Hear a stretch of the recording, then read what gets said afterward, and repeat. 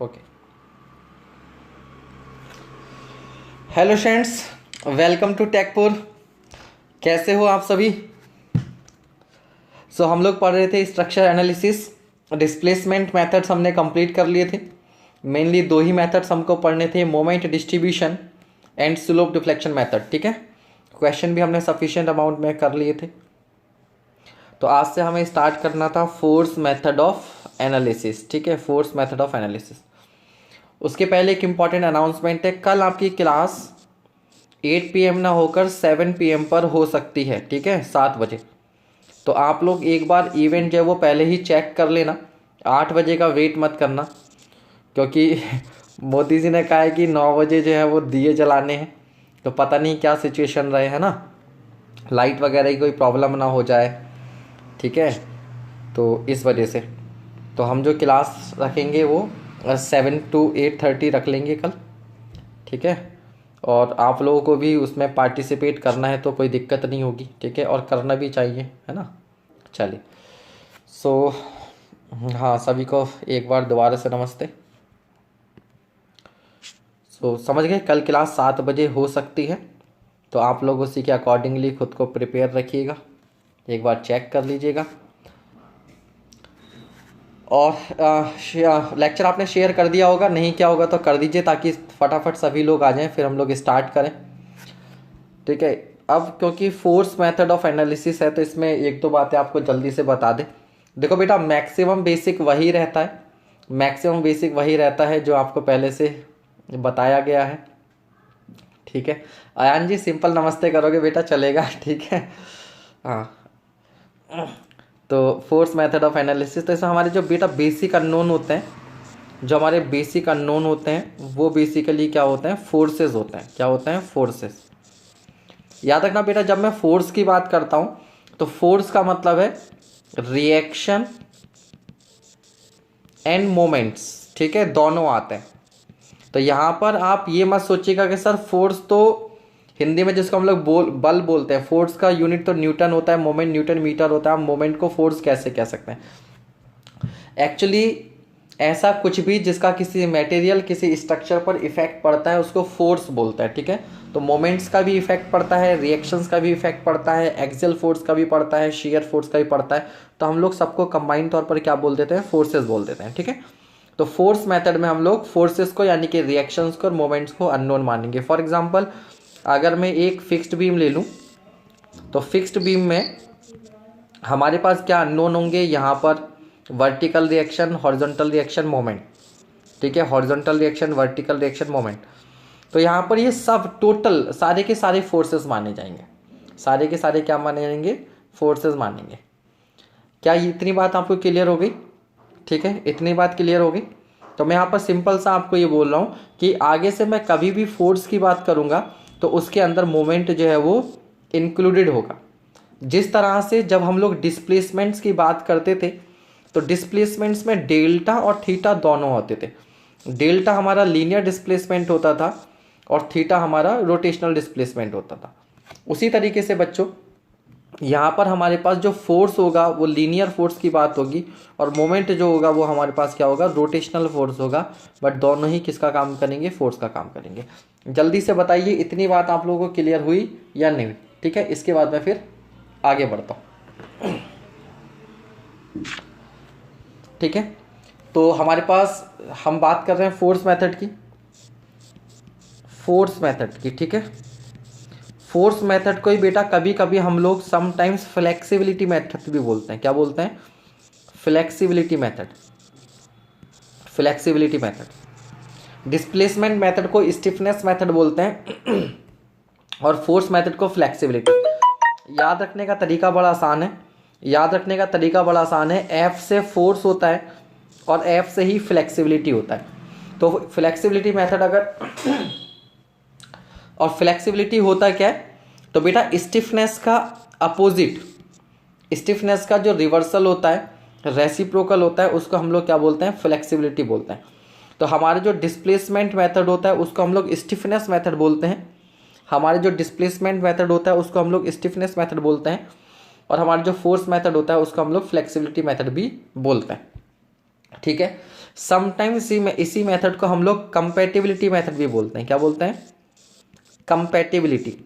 पूछ लेता है एग्जाम में इन नाम से, इसलिए मैं आपको बता रहा हूँ। कंपैटिबिलिटी मेथड भी बोलते हैं बिकॉज आपको मालूम है यहाँ पर क्या होता है, अगर स्ट्रक्चर हमारा स्टैटिकली इनडिटर्मिनेट है then in that case we need some extra compatibility equations. ठीक है, इसके जो एग्जांपल्स हैं, इस मेथड के अंदर जो एग्जांपल्स आते हैं, सबसे पहला आता है method of consistent deformation. Method of consistent deformation, ठीक है, ये मेथड आता है। सभी को आवाज आ रही है ना बेटा? कोई बात तो नहीं? आपके कमेंट्स अभी एक भी बच्चे ने, मैंने पूछा सब क्लियर है ना? एक भी बच्चे का रिप्लाई नहीं आया। जल्दी से रिप्लाई करो कि अभी तक जो भी मैंने बताया सब आपको क्लियर है ना? मेरी वॉइस वगैरह सब प्रॉपरली आप लोगों को मिल रही है? कोई दिक्कत तो नहीं किसी तरह की? जल्दी से बता दीजिए। ठीक है, सो सबसे पहले मेथड ऑफ कंसिस्टेंट डिफॉर्मेशन होता है। उसके बाद में हमारे पास होता है स्ट्रेन एनर्जी मेथड। उसके बाद होता है स्ट्रेन एनर्जी मेथड।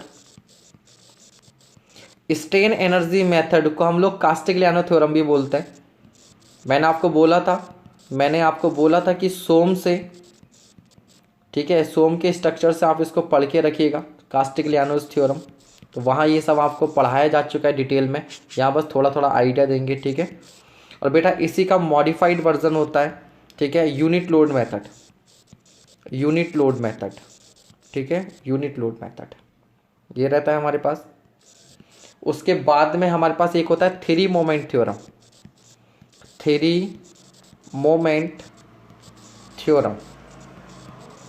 इस थ्री मोमेंट थ्योरम को समटाइम्स लोग क्लैप्रियॉन्स थ्योरम भी बोलते हैं। क्लैप्रियॉन्स थ्योरम नाम से पूछ लेता है, क्लैप्रियॉन्स थ्योरम। तो क्लैप्रियॉन थ्योरम मतलब थ्री मोमेंट थ्योरम, क्लैप्रियॉन थ्योरम मतलब थ्री मोमेंट थ्योरम। ठीक है, जिन्होंने लाइक नहीं किया भाई सब लोग लाइक भी कर दीजिएगा। अच्छा ओके, मेरे को ही कमेंट नहीं मिल पा रहे थे। ठीक, वेरी गुड, मैंने अब रिफ्रेश किया है तो कमेंट्स मिलने लगे। ठीक है, ठीक है। हेलो सर, गुड इवनिंग, जय महाकाल, जैसा आप बोलें। हाँ आओ मिलकर दिए जलाएं। शुभम गुप्ता बेटा बस स्ट्रक्चर खत्म होने वाली है, 1-2 क्लासेस और है। ठीक है, जहाँ सभी घरों में दुख हैं वहाँ हमारे सर जी पढ़ा। अच्छा दुख के हैं, ओके ठीक है। एक बार रिपीट करने को बोल रहे हो ना, मैं रिपीट कर देता हूँ दोबारा, कोई प्रॉब्लम नहीं है। वैसे तो इसमें ऐसा कुछ है नहीं। ठीक है, ओके बेटा, मैंने बस इतना सा बताया है कि फोर्स मेथड में क्या होता है। हम लोग पढ़ रहे हैं फोर्स मेथड, अभी तक हमने पढ़ा था डिस्प्लेसमेंट मेथड। तो फोर्स 2 बार लाइक किया, 2 बार लाइक करोगे तो बेटा पुराना लाइक भी हट जाएगा। ठीक है, तो इसमें जो बेसिक अननोन होते हैं फोर्सेस होते हैं। ठीक है, बेसिक अननोन जो होते हैं वो फोर्सेस होते हैं। ये अच्छा बच्चा बड़े दिनों बाद दिखाई दिया, ये तो एसएससी जेईई मेंस के क्लासेस में दिखता था। क्यों भाई अच्छा बच्चा?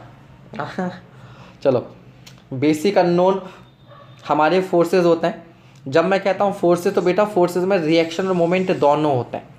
ठीक है, यानी कि मोमेंट को भी हम एक टाइप का फोर्स मानते हैं। तो आगे से ये मत कहना सर फोर्स मेथड है तो मोमेंट क्यों ले रहे हो। ठीक है, जैसे मैंने कहा फिक्स्ड बीम है तो इसमें इस मोमेंट को भी फोर्स ही माना जाएगा। ठीक है, फिर फोर्स मेथड का दूसरा नाम फ्लेक्सिबिलिटी मेथड भी होता है। ये जो फ्लेक्सिबिलिटी मेथड होता है, अतुल भैया क्या ये छोड़ के ये मैट्रिक्स मेथड पढ़ा दूँ? ऑब्वियस सी बात है मैट्रिक्स मेथड पढ़ाएंगे, घबरा क्यों रहे हो, अभी ख़त्म नहीं हुआ है। देखो आप ना सिलेबस वगैरह की टेंशन नहीं लेनी है, जितना रिक्वायर्ड है उससे ज़्यादा ही पढ़ाया जाएगा। ठीक है, जितना रिक्वायर्ड है उससे ज़्यादा ही पढ़ाया जाएगा, कम नहीं पढ़ाया जाएगा। ठीक है, और 1% अगर कोई टॉपिक छूट जाता है तो समझ लेना वो आपके लिए उतना इम्पॉर्टेंट नहीं होगा, इसी वजह से छोड़ा गया होगा। ठीक है, क्योंकि उसमें टाइम लगेगा ज़्यादा, और आपके पास टाइम होगा कम, फॉर एग्जांपल। अदरवाइज कुछ भी छोड़ेंगे नहीं, सब पढ़ाएंगे। ठीक है, क्योंकि कई बार बेटा क्या होता है, जितना ज़्यादा हम लोग पढ़ते हैं ना उतना ही ज़्यादा रिवीजन भी करना पड़ता है, उतना ही ज़्यादा याद भी करना पड़ता है। ठीक है, तो इस वजह से कम पढ़ो सुखी रहो। ठीक है, कम पढ़ो मतलब खुद से कम नहीं पढ़ना है, जितना टीचर पढ़ा रहा है उतना पढ़ना है। एग्ज़ाम पोस्टपोन हुआ नहीं है, हुआ नहीं है बट चांसेस हैं, क्योंकि इस बीच में जो भी प्रोग्रेस हुई होगी वो रुक गई होगी। ठीक, तो इन सब बातों में मत जाइए, लौट के पढ़ाई पे आइए। तो फ्लेक्सिबिलिटी क्या होता है? तो स्टिफनेस का उल्टा होता है। फ्लेक्सिबिलिटी क्या होता है? स्टिफनेस का उल्टा होता है। मतलब अभी मैं वैसे इसको बताऊंगा भी जब मैट्रिक्स मेथड बताऊंगा, ठीक है। अभी केवल इतना रखिए कि फ्लेक्सिबिलिटी जो होता है वो स्टिफनेस का उल्टा होता है, ठीक है। तो एग्जाम में याद रखने का तरीका क्या है? एफ से फोर्स और एफ से फ्लेक्सिबिलिटी। तो फोर्स मेथड को ही हम लोग फ्लेक्सिबिलिटी मेथड बोलते हैं, ठीक है। हाँ, तभी तो मैंने बोला, तो मैं पुराने उसमें देखते थे, इसमें पहली बार आए हो आज, थोड़ा सा याद रहता है, तुम लोग नाम ऐसे रखते हो ना। चलिए, दूसरा इसी का नाम कंपैटिबिलिटी मेथड भी बोलते हैं, क्योंकि हमें यहाँ पर कुछ एक्स्ट्रा कंपैटिबिलिटी इक्वेशंस चाहिए होती हैं। सही है बच्चे? ठीक। दूसरा होता है method of consistent deformation. Method of consistent deformation, ये भी इसी का टाइप है। देन होता है स्ट्रेन एनर्जी मेथड, ये भी इसी का टाइप है। स्ट्रेन एनर्जी मेथड को ही समटाइम्स हम लोग क्या बोलते हैं? कास्टिग्लियानो थ्योरम भी बोलते हैं। आपको मालूम है कास्टिग्लियानोस की 2 थ्योरम होती थी, ठीक है। अरे शिवम जी, अभी पढ़ने तो दो, रिवीजन पहले शुरू कर दो, अभी तो बेटा आप खुद से रिवीजन करो। देन इसी का मॉडिफाइड वर्जन होता है यूनिट लोड मेथड। देन आपके पास होता है three moment theorem. Three moment theorem का ही नाम है क्लैप्रियॉन्स थ्योरम। क्लैप्रियॉन्स थ्योरम, ठीक है, क्लैप्रियॉन्स थ्योरम। और ठीक है, बस यही कुछ मेथड्स हैं, यही कुछ मेथड है, ठीक है। अब तो हम लोग अब मेन मुद्दे पर आते हैं, पढ़ाई पर आते हैं। उसके पहले मैं एक बात और बोल दूं कि बेटा कल आप लोग सॉइल की क्लास में आपकी लाइव वॉचिंग बहुत कम थी, ठीक है। सॉइल को बिल्कुल भी इग्नोर मत कीजिए, मैं बार बार आपको समझा रहा हूँ कि सॉइल में आपके जो क्वेश्चंस आएंगे, हो सकता है आपको सॉइल के क्वेश्चंस स्ट्रक्चर प्लस सोम के कंबाइंड, हो सकता है इतने क्वेश्चन आपको स्ट्रक्चर प्लस सोम के ना मिले जितने अकेले के क्वेश्चंस आपको सॉइल के मिल जाए। और उसकी वजह क्या है कि स्ट्रक्चर बहुत लिमिटेड है। स्ट्रक्चर क्या है बेटा? बहुत लिमिटेड है, तो इस पर लिमिटेड क्वेश्चन ही बन पाते हैं ऑब्जेक्टिव में, सब्जेक्टिव में तो बहुत है। इसी तरह से सोम में भी है, ठीक है। बट सॉइल का सिलेबस बहुत ज़्यादा है और इसमें छोटे छोटे फॉर्मूले बहुत हैं जिन पर बहुत ज़्यादा ऑब्जेक्टिव क्वेश्चंस बनते हैं, ठीक है। तो ये सही है। चलो, आप कह रहे हो तो बता देते हैं। ये बोल रहे हैं बेट्टी थ्योरम, तो आप चाहो तो इसको मैं बेट्टी थ्योरम और मैक्सवेल रेसिप्रोकल थ्योरम भी ले सकते हो। बेट्टीज एंड मैक्सवेल रेसिप्रोकल थ्योरम, इसको भी लिख सकते हो, मैक्सवेल्स रेसिप्रोकल थ्योरम। हालांकि ये दोनों थ्योरम जो होती हैं, ये जो दोनों थ्योरम होती हैं, ये बेसिकली डायरेक्ट फोर्स मेथड नहीं है, ठीक है। इससे हम लोग क्या करते हैं? डिस्प्लेसमेंट कैलकुलेट करते हैं। क्या करते हैं? डिस्प्लेसमेंट कैलकुलेट करते हैं। हालांकि मैं क्वेश्चन कराऊंगा तो आप समझ जाएंगे कि फोर्सेस इससे कैसे कैलकुलेट किए जा सकते हैं। क्लियर है? चलिए आगे बढ़ते हैं। तो बेटा सॉइल में भी आप फुल स्ट्रेंथ से आओ, ठीक है, और सॉइल बहुत अच्छे से तैयार करो और अभी से उसके शॉर्ट नोट बनाने शुरू कर दो, फॉर्मूले याद करने शुरू कर दो, क्योंकि सॉइल बहुत ज़्यादा है, ठीक है। चलिए, पकना नहीं है सॉइल से, इसीलिए मैं समझा रहा हूँ, क्योंकि सब्जेक्ट बहुत बड़ा है, चैप्टर्स बहुत ज़्यादा हैं, सिलेबस बहुत ज़्यादा है। कितना भी आप बोर हो, कितना भी पक जाओ, कुछ भी हो जाए, सॉइल आपने बहुत अच्छे से पढ़ना है। अगर आप ये बात मेरी अभी नहीं मानोगे तो जब पेपर एग्जाम का आपके हाथ में होगा आप तब मानोगे। आप गेट एग्जाम का उठाकर देख लो एनालिसिस, आप इंजीनियरिंग सर्विसेज का देख लो, आप देखोगे सबसे ज़्यादा क्वेश्चन सॉइल के होते हैं, ठीक है। उसके बाद में कुछ और आता है। चलिए, अपने इस पर हम लोग वापस आते हैं। अब मैं क्या करता हूँ, सबसे पहले हम लोग बात करेंगे मेथड ऑफ कंसिस्टेंट डिफॉर्मेशन। सबसे पहले किसकी बात करेंगे? मेथड ऑफ कंसिस्टेंट डिफॉर्मेशन, ठीक है। अब तुम इसके नाम पर मत जाओ, मैं इसको, ठीक है। धन्यवाद Atul ji. Method of consistent deformation, ठीक है।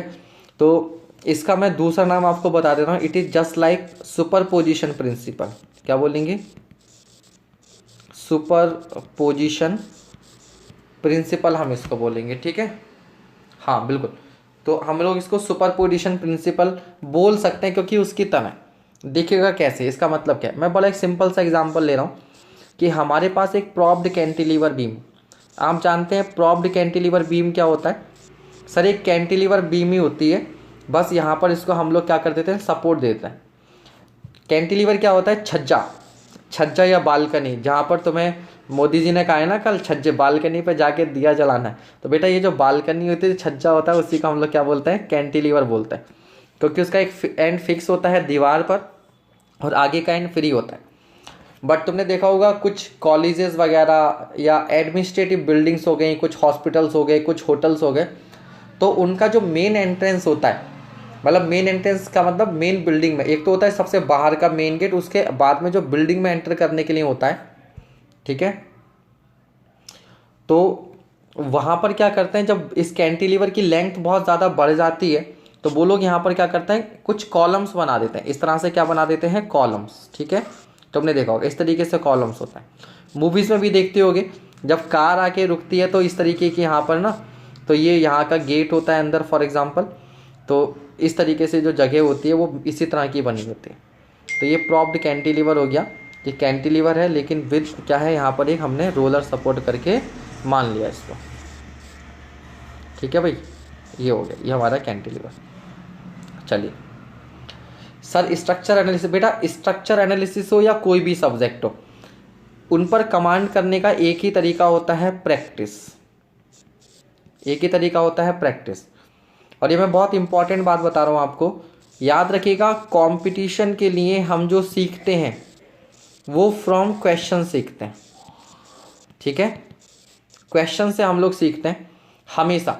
थ्योरी हमारी होती है, पहले आप थ्योरी पढ़ लो, नो डाउट थ्योरी पढ़ना भी जरूरी है, हाँ नो डाउट थ्योरी हमें पढ़नी जरूरी है, लेकिन एक बेसिक थ्योरी पढ़ने के बाद में आप जितने ज़्यादा क्वेश्चन करोगे, और क्वेश्चन से क्या होता है, आपने क्वेश्चन किया, अब दो बातें होंगी, या तो वो क्वेश्चन आता है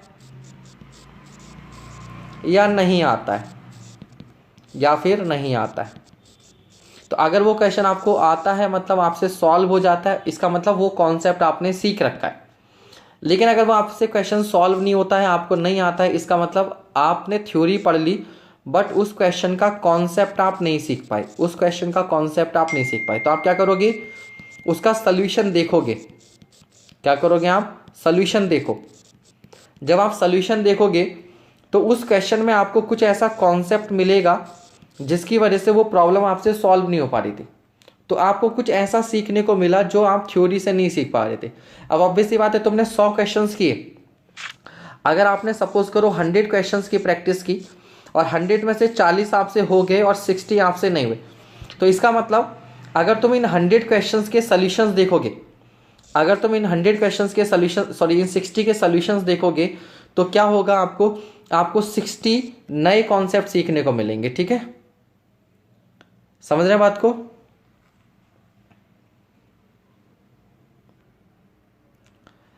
समझ रहे हैं बात को?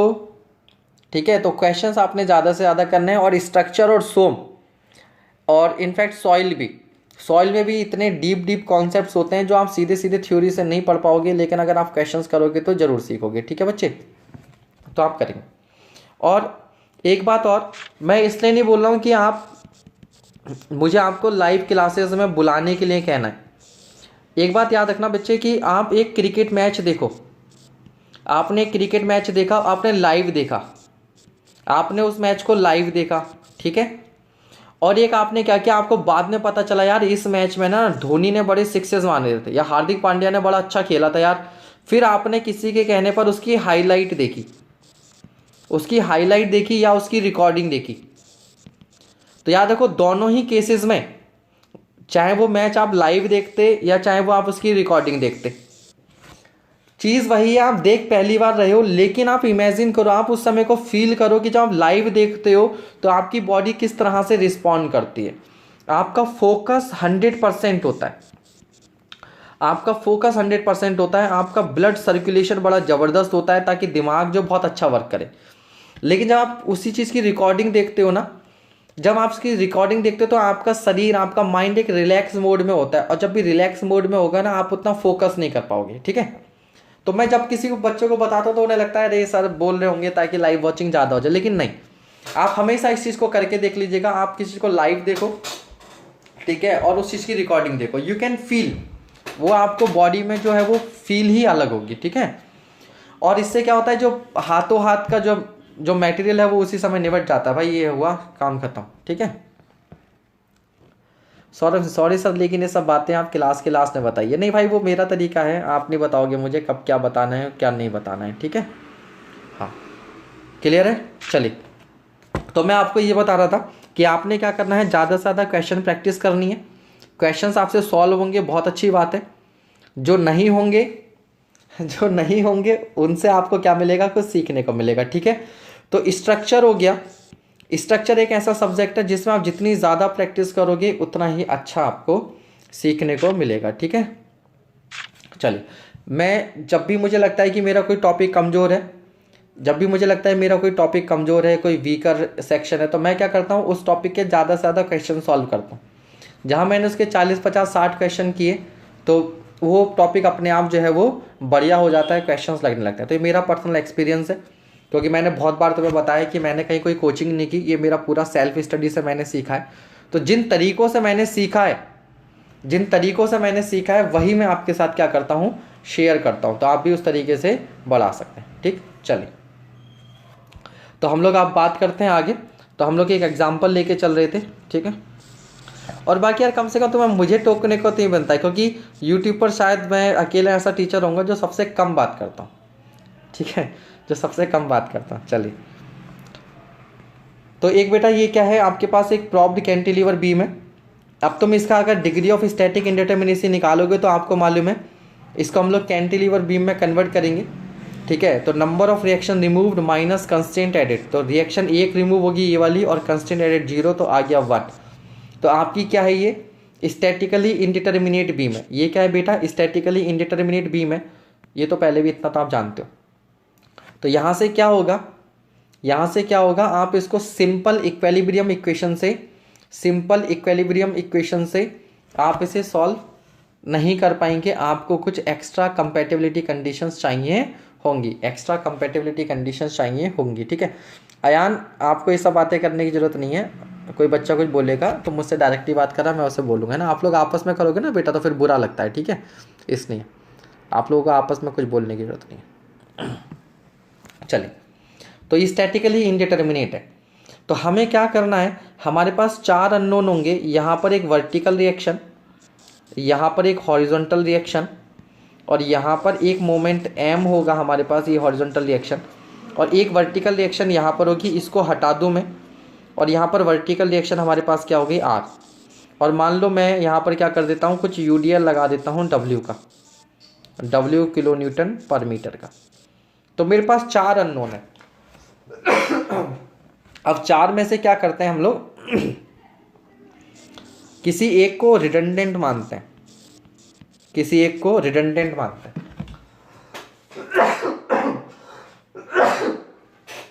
रिडंडेंट का मतलब होता है बेटा, रिडंडेंट का मतलब एक तरीके से एक्स्ट्रा, जिसको आप हटा सकते हो। ठीक है, जिसको हटाने के बाद भी स्ट्रक्चर हमारा क्या रहे, स्टेबल है। स्टेबल है। तो देखो, कहने को मेरे पास 4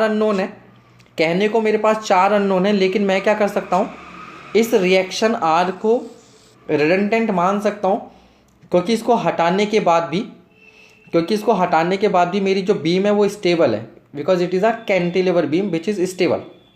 ठीक है, तो मैं क्या देखूंगा, जब मैं इसको हटाता हूँ तो इसके हटाते ही बीम हमारी क्या हो जाएगी, इस लोड की वजह से, इस UDL की वजह से डिफ्लेक्ट हो जाएगी डाउनवर्ड। This is delta 1। और आपको मालूम बेटा, ये जो डेल्टा 1 होता है, ये होता है WL⁴/8 है। ठीक है,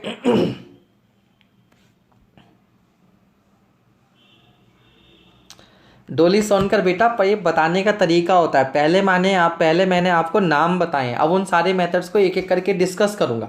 जैसे अभी जो मेथड मैं डिस्कस कर रहा हूँ, इसका नाम क्या है बेटा, इसका नाम है मेथड ऑफ कंसिस्टेंट डिफॉर्मेशन।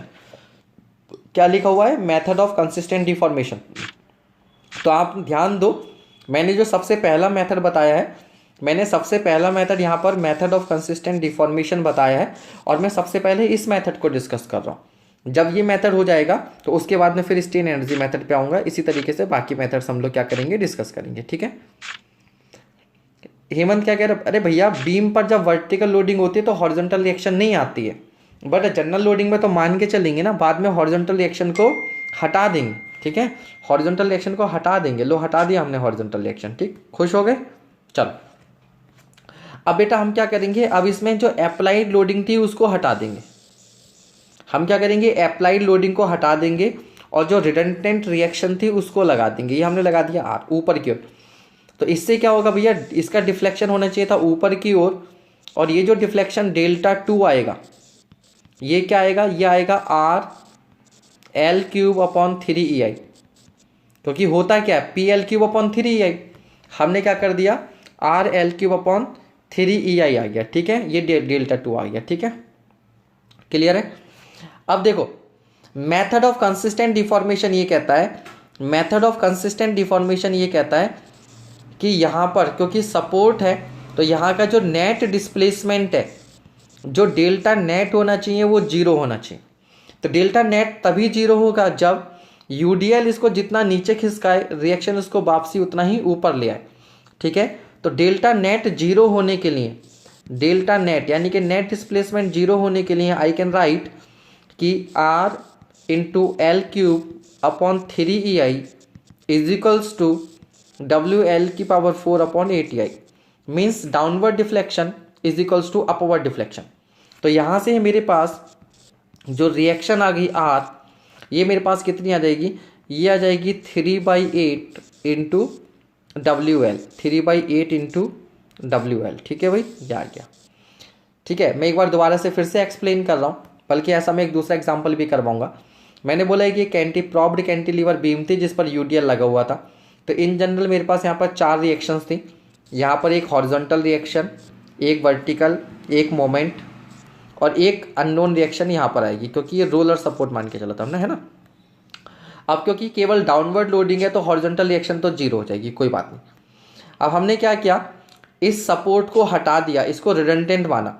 तो इस सपोर्ट को हटाने के बाद भी ये स्टेबल है, क्या है, स्टेबल है, इसलिए ये रिएक्शन रिडंडेंट मान सकता है। तो जैसे ही मैं इस रिएक्शन को हटाऊंगा, यूडीएल की वजह से डिफ्लेक्शन होगा डाउनवर्ड, और उस डिफ्लेक्शन की वैल्यू होगी WL की पावर 4 अपॉन 8EI। ठीक है, अब हम क्या करेंगे, जो लाइव लोडिंग थी उसको हटा देंगे और रिएक्शन लगा देंगे। तो रिएक्शन बेटा कहाँ थी, ऊपर की ओर थी ना, तो ऊपर की ओर फोर्स होगा तो डिफ्लेक्शन कहाँ होगा, ऊपर की ओर होगा, डेल्टा 2, वो है RL क्यूब अपॉन 3EI। ये आपने सोम में पढ़ा। डेल्टा नेट 0 होने के लिए इन दोनों को हम बराबर कर देंगे, downward deflection is equal to upward deflection. ठीक है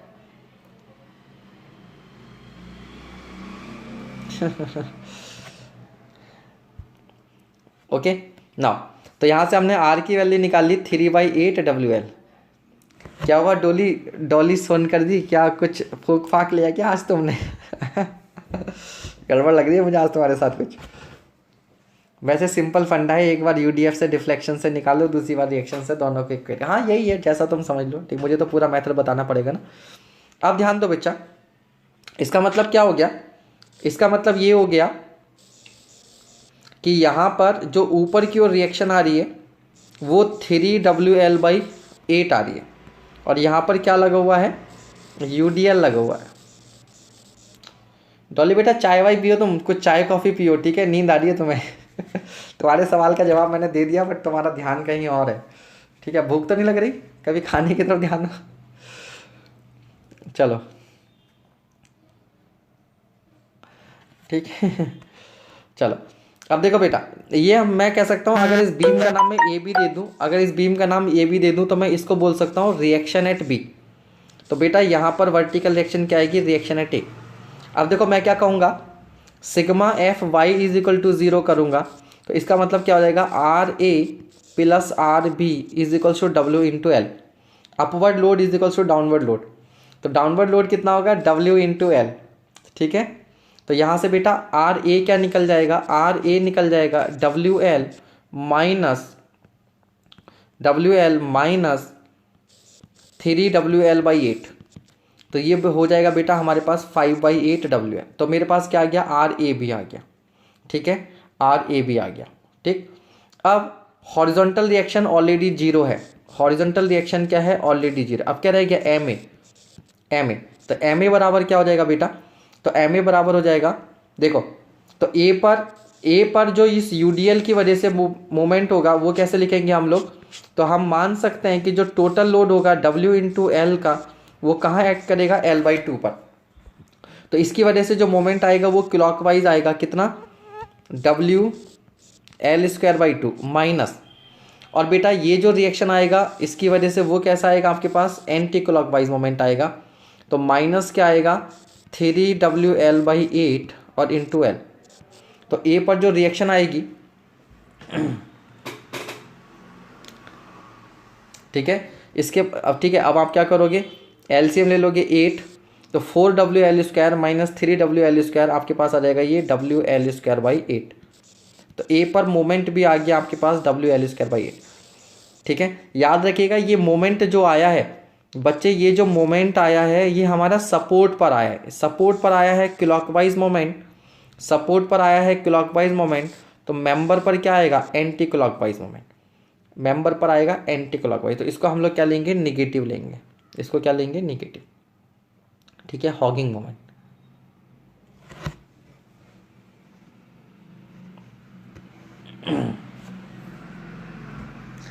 बेटा जो PH³/3 जो आप बोलो ना, भावना त्रिपाठी 24 EI, बेटा वहाँ पर ना उन्होंने, वो ध्यान से देखना, मेरे ख्याल से वो आपका होगा जब EI इन्फिनिटी होगा। ठीक है, EI इन्फिनिटी होगा। एक मिनट बच्चों, मैं एक क्वेश्चन फटाफट आपसे एक बार डिस्कस कर रहा हूँ। ये एक क्वेश्चन है कल का, ये वाला बेटा, ये तब होगा जब EI इन्फिनिटी होगा। क्यों, क्योंकि तब यहाँ पर जो रिएक्शन आती वो आपकी आती 12, ठीक है, क्या था रिएक्शन, आपके पास जो मोमेंट था वो था माइनस का 6 EI डेल्टा/L3। तो ये था माइनस का 12 EI, ठीक है, अपॉन L3 करके था 12 EI डेल्टा/L3, और ये भी था 12 EI अपॉन डेल्टा L3। तो बेटा ये जो 24 वाला था वो तब आता जब EI इन्फिनिटी होता, बट EI इन्फिनिटी नहीं है, EI जीरो है, EI क्या है, जीरो है, तो उसका ध्यान रखिएगा। ठीक है, चलो क्या, तो हम इस पर वापस आते हैं क्वेश्चन पर। तो मोमेंट आ गया आपके पास WL²/8। तो बेटा आप देखो यहाँ पर मेरे पास कितने अननोन थे, यहाँ पर वर्टिकल रिएक्शन थी, ये आपका UDL हो गया, यहाँ पर वर्टिकल रिएक्शन आ गई 3/8 WL, यहाँ जो रिएक्शन आ गई वो मेरे पास आ गया 5/8 WL। ठीक है, यहाँ पर जो हॉरिजॉन्टल रिएक्शन थी वो मेरे पास हो गई 0। अब ध्यान दीजिएगा, बहुत ध्यान समझिएगा बेटा, मैंने जो WL²/8 कैलकुलेट किया है ना वो सपोर्ट पर कैलकुलेट किया है, क्योंकि UDL की वजह से जो मोमेंट आया सपोर्ट पर आया WL²/8, तो बीम पर जो आएगा वो एंटी क्लॉकवाइज आएगा, और ये आएगा मेरे पास कितना, WL²/8, WL²/8। क्लियर है, क्लियर है, ओके। अब ध्यान दीजिएगा,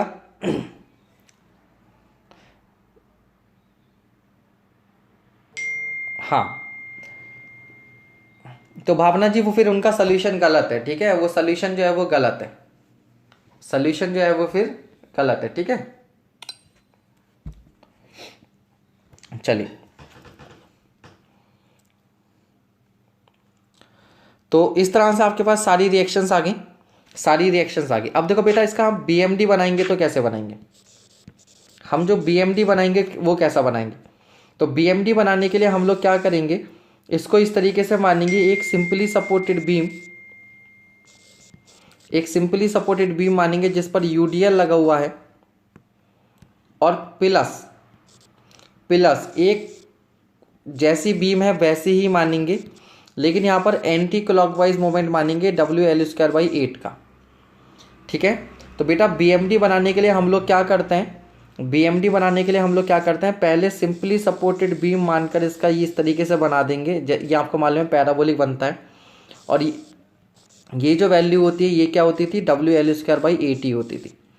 अब इसके ऊपर सुपर इम्पोज कराएंगे निगेटिव मोमेंट को, वो भी ऊपर, तो ये दोनों वैल्यू जो हैं वो एक लेवल पे आएंगी यहाँ पर। ठीक है, और यहाँ पर मोमेंट क्या होगा, 0, तो इसको इस तरह से मिला देंगे लीनियर। ठीक है भाई, ये तो ध्यान रखिएगा, इतने हिस्से में निगेटिव मूवमेंट होगा और इतने में क्या होगा आपका, ये पॉजिटिव होगा। सही है, ये पॉजिटिव। इस लाइन को आप हटा दोगे तो आपके पास क्या हो गया, ये आपका ए हो गया, ये आपका बी हो गया, एंड दिस पॉइंट सी। अब मैं इसको क्या करता हूँ, ऐसे थोड़ा थोड़ा बना दे रहा हूँ। ये जो पॉइंट हो गया, दिस इज पॉइंट ऑफ कॉन्ट्राफ्लेक्सर सी। ठीक है, ये क्या बन गया, इसका बीएमडी बन गया। ठीक है, यहाँ पर क्या बन गया, बीएमडी बन गया। नहीं सर, ये बीम और सपोर्ट वाला क्लियर नहीं है। चलो इस बात को समझो, यहाँ पे समझिएगा बेटा। एक बार बताओ, ये जो बीम है इस पर जो लोड लग रहा है WL, वो कहाँ लग रहा है, कैंटिलीवर बीम ले रहा हूँ सिंपल। तो बेटा ये जो WL का जो लोड लग रहा है वो नीचे लग रहा है ना। ठीक है, तो रिएक्शन हम ऊपर क्यों दिखाते हैं, बिकॉज बेटा जो रिएक्शन लगती है वो बीम पर लगती है ऊपर की ओर। मैंने बोला है सपोर्ट हमेशा हमारी क्या होती है, कॉलम होती है, तो बीम पर ऊपर। क्योंकि इसको अगर मैं ऐसा करके दिखा दूं आपके लिए थोड़ा सा हल्का सा इस तरीके से, या आप ऐसा कह लो, फिक्स्ड बीम बेसिकली, चलो ऐसे ही दिखाते हैं हम लोग, है ना। ये तो बेसिकली क्या होता है, इस सपोर्ट पर लोड नीचे की ओर लगता है WL, इसलिए बीम पर रिएक्शन ऊपर लगती है। तो बेटा यहाँ पर जो ये जो WL का लोड लगेगा L/2 पर, तो इसकी वजह से जो मोमेंट आएगा वो सपोर्ट पर आएगा क्लॉकवाइज, कितना, WL²/2। तो सपोर्ट बदले में क्या करेगी, मेंबर पर एंटी क्लॉकवाइज लगाएगी as reaction, because every action has equal and opposite reaction. ठीक है, तो जिस तरीके से इस लोड की वजह से ये कॉलम नीचे की, सपोर्ट नीचे की ओर दब रहा था तो बीम पर रिएक्शन ऊपर आई, उसी तरीके से इस लोड की वजह से सपोर्ट पर मोमेंट जो आएगा वो क्लॉकवाइज आएगा, जो मैंने यहाँ लिखा है। तो मेंबर पर जो मोमेंट आएगा वो आपका कैसा आएगा, एंटी क्लॉकवाइज आएगा। ये बात समझ में आ गई, ये बात समझ में आ गई। ठीक है, चलिए ओके, अब वापिस आते हैं अपने क्वेश्चन पर। तो सबसे पहला पॉइंट अब यहाँ पर ये आएगा कि मुझे इसमें मैक्सिमम निगेटिव मोमेंट तो मालूम है। यहाँ पर जो मैक्सिमम निगेटिव मोमेंट होता है, मैक्सिमम निगेटिव बेंडिंग मोमेंट और हॉगिंग मोमेंट जो होता है वो कितना होगा बच्चे, वो हमारे पास हो जाएगा -WL²/8, -WL²/8। अब आपसे वो पूछे मैक्सिमम पॉजिटिव बेंडिंग मोमेंट, तो मैक्सिमम पॉजिटिव बेंडिंग मोमेंट कहाँ होगा बेटा। ठीक है, इसके लिए हम क्या कर सकते हैं, ठीक है, हम कुछ नहीं कर सकते हैं। हम मैक्सिमम पॉजिटिव बेंडिंग मोमेंट तो इसमें ऐसे नहीं निकाल सकते। हम लोग क्या कर सकते हैं, मिड पॉइंट पर बेंडिंग मोमेंट निकाल सकते हैं, ये वाला मिड पॉइंट पर। ये मिड पॉइंट पर कैसे निकलेगा, तो देखो ये पूरा है WL²/8, और क्योंकि ये भी WL²/8 है तो यहाँ पर हाफ में, सिमिलर ट्रायंगल के कॉन्सेप्ट से हाफ में कितना होगा, ये होगा WL²/16। ये कितना होगा, WL²/16। तो ये ऊपर भी कितना बचेगा, WL²/16 बचेगा, 16। अब आते हैं आपकी बात जो आप कह रहे हैं कि सर पॉइंट ऑफ कॉन्ट्राफ्लेक्शन निकाल दो, ठीक है, मैक्सिमम बेंडिंग मोमेंट निकाल दो। तो उसके लिए बच्चे हम लोग क्या करेंगे, ध्यान दो, बाकी सारी चीज़ों के लिए हम लोग क्या करेंगे कि ये रही आपकी कैंटिलीवर, प्रॉप्ड कैंटिलीवर बीम। ठीक है, यहाँ पर मैंने लगाई रिएक्शन ऊपर की ओर 3WL/8, और ये लगा दिया UDL W का, और यहाँ से X डिस्टेंस पर लिया मैंने सेक्शन, यहाँ से X डिस्टेंस पर लिया मैंने सेक्शन। अब मैं MX = लिखूंगा। ध्यान देना, जब सैगिंग होती है बेटा तो राइट हैंड से एंटी क्लॉकवाइज मोमेंट को पॉजिटिव लेते हैं, इसलिए मैं यहाँ पर मोमेंट लिखूंगा 3WL/8 × X माइनस का WX²/2, WX²/2। ठीक है, हाँ ठीक है यार प्रशांत, हॉगिंग मोमेंट लिख दिया तो नेगेटिव साइन की जरूरत नहीं है, बट स्टिल ठीक है, मैंने जानबूझ के वहाँ पे नेगेटिव साइन लगाया है क्योंकि मैक्सिमम नेगेटिव बेंडिंग मोमेंट है तो माइनस का लिख दिया वहाँ पे। ठीक है, कोई प्रॉब्लम नहीं। अब देखो बेटा, फॉर पॉइंट ऑफ कॉन्ट्राफ्लेक्सर,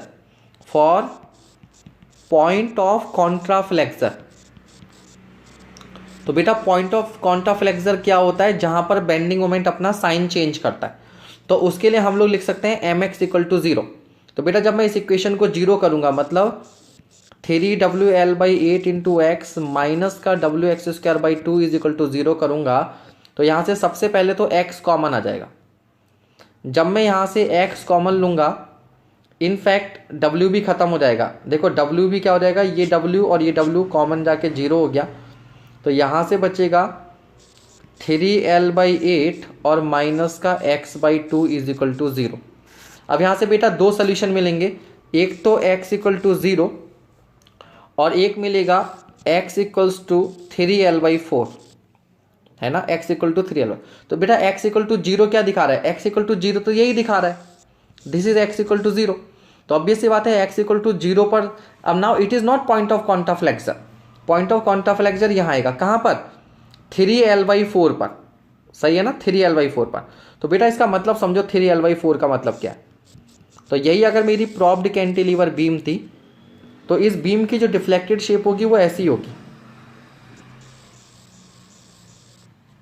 बीम की जो डिफ्लेक्टेड शेप होगी वो ऐसी होगी, इस तरह से। तो ध्यान दीजिएगा यहां पर जो पॉइंट ऑफ कॉन्ट्राफ्लेक्सर बन रहा है वो ये बन रहा है, ये वाला, सही है, क्योंकि इधर जो है वो सैगिंग है, दिस इज सैगिंग, और यहां पर जो है बेटा वो हॉगिंग है, यहां पर क्या है, हॉगिंग है। तो ध्यान दो इसका मतलब क्या है, इधर से डिस्टेंस 3L/4 है तो इधर से डिस्टेंस कितनी होगी, L/4 होगी। क्या अभी आपको समझ में आ गया, ठीक है।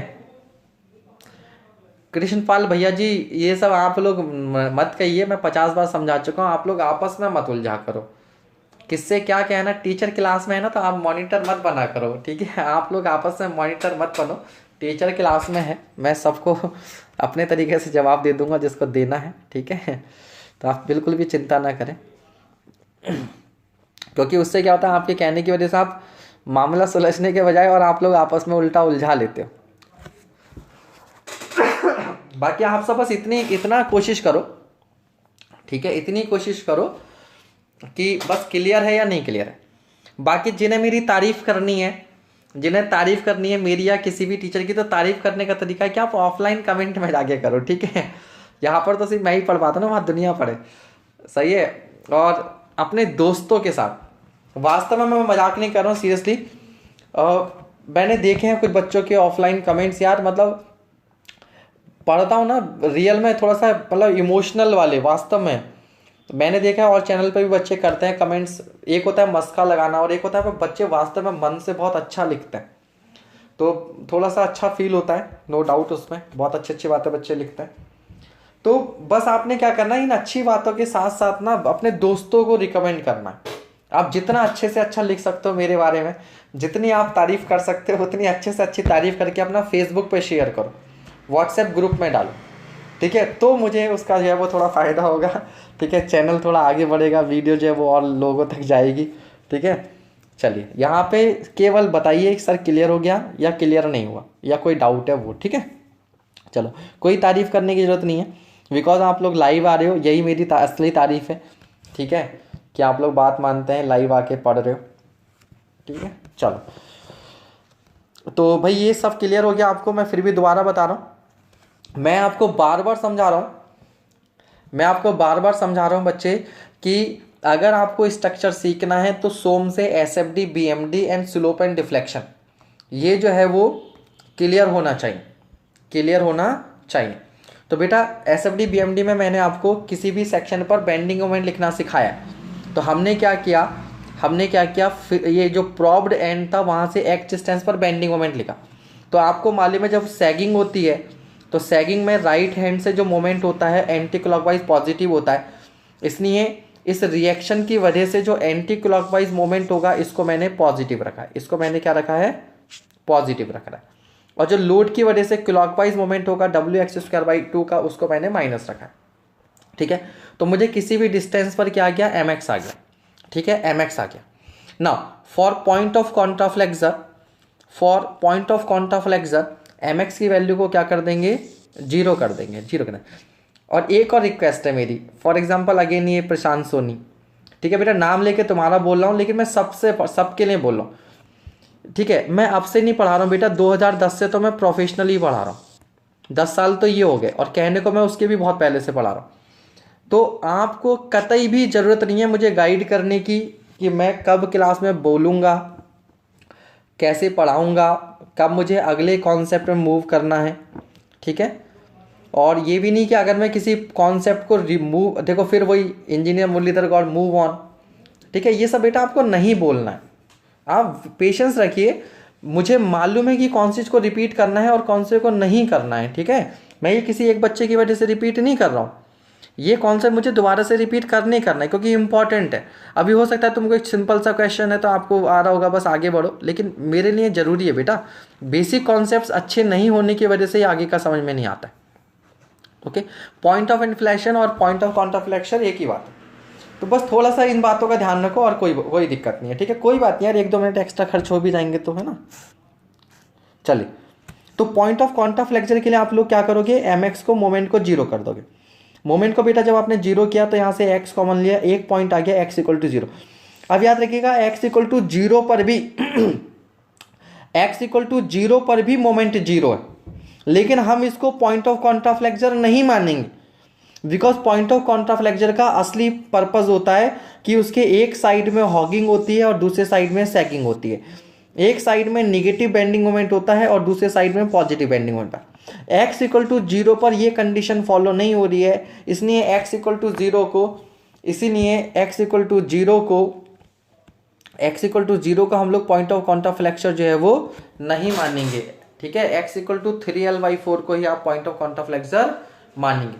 तो अगर आपसे क्वेश्चन आता है इसमें, अगर आपसे इसमें क्वेश्चन आता है कि एक प्रॉप्ड कैंटिलीवर में कितने पॉइंट ऑफ कॉन्ट्राफ्लेक्शन है, ठीक है, कितने पॉइंट ऑफ कॉन्ट्रा, तो याद रखिएगा एक पॉइंट ऑफ कॉन्ट्राफ्लेक्शन होगा केवल, ना कि 2, जबकि वैल्यूज आपको क्या मिल रही हैं, 2 मिल रही हैं, ठीक है भाई। तो आई होप ये आपको क्लियर हो गया होगा। सारी रिएक्शंस निकालना, VMD बनाना, आप इसका SFD भी बना सकते हो। This is complete analysis, this is complete analysis. अब मैं एक दूसरा एग्जाम्पल इसी तरीके से ले रहा हूँ आपके सामने, फटाफट आप बताओगे कि अब मान लो अगेन ये एक प्रॉप्ड कैंटिलीवर बीम है और पॉइंट लोड जो लगा हुआ है वो यहाँ लगा हुआ है। मान लो मैं चलो P वैल्यू लिख देता हूँ, this is L/2 and this is L/2, this is A, this is B। बस आप मुझे फटाफट B पर रिएक्शन बता दो, फटाफट B पर रिएक्शन बता दो, ठीक है। सर सिंपली सपोर्टेड में UBL का केस बता दो प्लीज। तो बेटा इसको आप ना सोम का लेक्चर उठाओ, वहां बता रखा है, ठीक है। आमिर जमाल भैया अगर तुम्हें दिक्कत हो रही है तो आप बंद कर दो लाइव देखना, आप ऑफलाइन में जाके देख लो। तुम्हें इतनी सी बात समझ में नहीं आ रही, यही बात मैंने बोल दिया। आप नहीं सिखाओगे मुझे कि मुझे कैसे पढ़ाना है, कितना स्लो पढ़ाना है, कितना फास्ट पढ़ाना है। अगर आपको लग रहा है मैं स्लो पढ़ा रहा हूँ तो आप कृपया कर लाइव से हट जाओ, आप ऑफलाइन देख लेना। क्या यार मतलब मैं बोल रहा हूँ तुम्हें एक बात समझ में नहीं आ रही।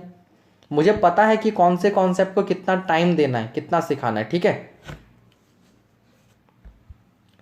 जल्दी से यहाँ पर बताइए RV रिएक्शन।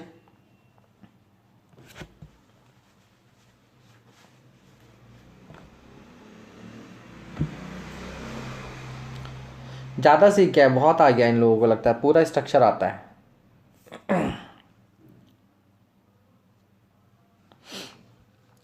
ठीक है, तो देखो बच्चे अगेन हम लोग क्या करेंगे, ये हमारे पास प्रॉप्ड कैंटिलीवर बीम हो गई, ठीक है। यहाँ पर हमने क्या कर दिया, ये P लोड लगा दिया। तो पहले क्या है हम लोग इस P की वजह से यहाँ पर डिफ्लेक्शन निकालेंगे डेल्टा। इतने होशियार हो तो फटाफट जिनको स्पीड कम ज़्यादा लग रही थी ना, अभी तक तुम्हारा आंसर आ जाना चाहिए था, ठीक है, आंसर आ जाना चाहिए था। वो तो तुम लोगों को मालूम है कि मेरी स्पीड क्या है क्या नहीं है। यहाँ पर देखो अब जो डिफ्लेक्शन आएगा हमारे पास डेल्टा, अब डेल्टा कैसे कैलकुलेट होगा, तो आपको मालूम है जब यहाँ पर लोड लगता है तो ये आपको सिखाया गया है कि यहाँ तक तो बेटा ये क्या होता है, कर्व होता है, और इसके बाद में क्या रहता है, ये स्ट्रेट लाइन रहता है। क्या रहता है, स्ट्रेट लाइन। तो यहाँ का जो डेल्टा होता है वो 2 पार्ट में होता है। डेल्टा जो होता है वो 2 पार्ट में होता है। पहला डेल्टा जो होता है वो लोड की वजह से डायरेक्ट होता है और दूसरा इस स्लोप की वजह से होता है। तो अगर मैं डेल्टा लिख दूं, डेल्टा 1 इसका नाम दे देता हूं, तो ये हो जाएगा PL³/3EI, तो PL/2 का whole cube upon 3EI plus L/2 into theta. Theta होता है PL² / 2EI, PL² / 2EI। और बेटा जब 100 बच्चे होते हैं ना तो टीचर सिर्फ 2 बच्चों के हिसाब से नहीं पढ़ाता है, टीचर सिर्फ 2 बच्चों के हिसाब से नहीं पढ़ाता है, उसे बाकी अगर 90 बच्चे मान लो इस समय देख रहे हैं, उनमें से 10 को फॉर एग्जांपल समझ में आ गया, तो मुझे बाकी 80 बच्चों के बारे में भी सोचना है, ठीक है। टीचर को हमेशा केवल फर्स्ट बेंचर के बारे में नहीं सोचना होता, जो बैक बेंचर है, जो पीछे बैठा है, ठीक है, उसके बारे में भी सोचना होता है। मुझे मालूम है कुछ बच्चों को पहली बार में समझ में आ जाएगा, जिन्होंने पढ़ रखा है पहले से, जिनको आता है, लेकिन मेरे सामने ऐसा बच्चा भी है जो पहली बार पढ़ रहा है, किसी वजह से रिवाइज नहीं कर पाता, उसको भी तो सिखाना है। और ज़्यादा दिन कि बच्चा बार बार बोले कि सर रिपीट कर दो, सर दोबारा समझा दो, उससे पहले मैं ही खुद से ही ना उसको सही से बता दूँ। तो बेटा ये Δ1 हो जाएगा, इसको आप सॉल्व करोगे तो देखो ये क्या हो जाएगा, ऊपर तो आएगा नो डाउट PL³ और अपॉन 2 दूनी 4 दूनी 8 या 24 24EI प्लस यहाँ पर इसी तरीके से हो जाएगा ये PL³ अपॉन 2 दूनी 4 दूनी 8 दूनी 16 16EI। ठीक है भैया, अब इसको आप सॉल्व अपने आप करना, ये हो जाएगा Δ1। अब देखो Δ2 क्या होगा, Δ2 क्या होगा, अब हम क्या करेंगे, लोडिंग को हटा देंगे, लोड को हटा देंगे और ऊपर की ओर क्या लगाएंगे, इस पर रिएक्शन लगाएंगे, ऊपर की ओर रिएक्शन लगाएंगे, ठीक है, इस तरह से। ये हमारा क्या होगा, Δ2 होगा। अब Δ2 जो होगा बेटा वो अगेन आपका क्या रहेगा, RL³/3EI हो जाएगा, RL³/3EI हो जाएगा, सही है, RL³/3 हो जाएगा। मैक्सवेल थ्योरम भी लगा सकते हो बट नो नीड, आप ऐसे ही कर लो।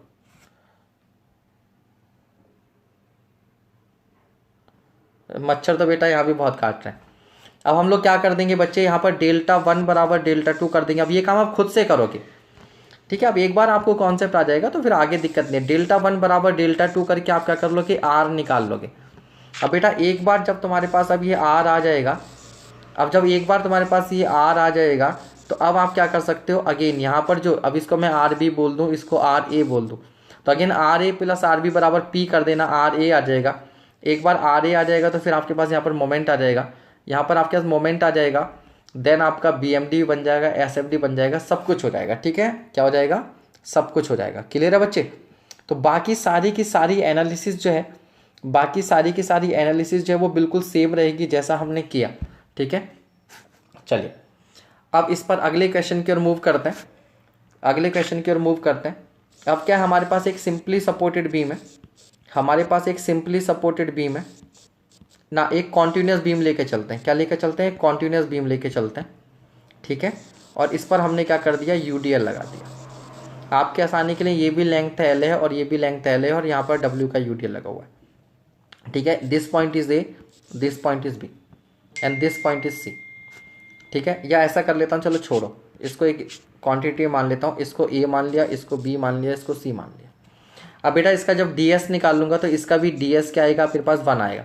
आप सिंपल भी कर सकते हो, ठीक है। आपके पास यहाँ पर कितनी रिएक्शन है, तो यहाँ पर 3 रिएक्शन मान के चलोगे आप, यहाँ भी वर्टिकल रिएक्शन, यहाँ भी वर्टिकल, यहाँ भी वर्टिकल। क्यों, क्योंकि हॉरिजॉन्टल को 0, और इक्वेशन मेरे पास 2 ही बचेंगी क्योंकि हॉरिजॉन्टल वाली यूज़ नहीं करनी है, तो 1 डिग्री है, ठीक है, 1 DS आ जाएगा।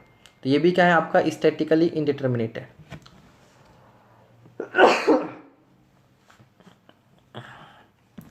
देखते हैं अखिलेश, ठीक है, उस बात को भी। पहले मैं मैनेजमेंट से बात कर लूँ तब बच्चों से बात करूँगा, है ना।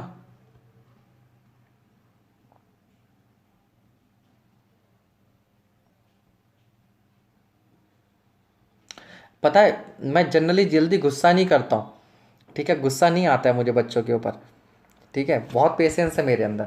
लेकिन कभी कभी गुस्सा ये आता है ना कि जो चीज़ मैं ऑलरेडी समझा रहा हूँ, जो चीज़ मैं ऑलरेडी मैंने बता दिया, और मैंने प्रशांत सोनी बच्चे का नाम लेकर बोला कि बेटा मैं तुम्हारा नाम ले रहा हूँ लेकिन मैं बाकी बच्चों के लिए भी कह रहा हूँ, उसके बाद ये जमाल साहब सेम कमेंट 4 बार कर देते हैं। तो बेटा ऐसा नहीं करना है ना, जो टीचर समझा रहा है पहले उसको सुन लो कम से कम, ठीक है। ऐसा लग रहा है कि दुनिया के सबसे बिजी आदमी तुम ही हो, दूसरा जो है वो बिल्कुल वेल्ला बैठा पड़ा है, ऐसा थोड़ी ना होता है बेटा।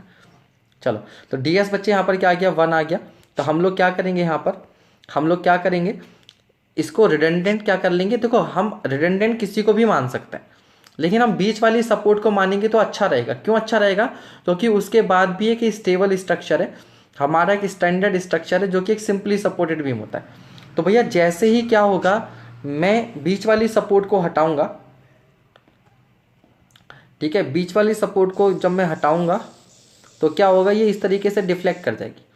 अब मिड पॉइंट पर जो डिफ्लेक्शन होता है इसको बेटा मैं अगर डेल्टा वन बोल दूं, डेल्टा वन बोल दूं, तो डेल्टा वन हमारे पास क्या होता है, 5/384, 5/384 डब्ल्यू। अब यहाँ पर ध्यान रखना, अब ये बीम की लेंथ 2L हो गई है, तो डब्ल्यू एल की पावर 4/EI, ठीक है। बीम की लेंथ L प्लस L क्या हो गई है, 2I हो गई है, ठीक है।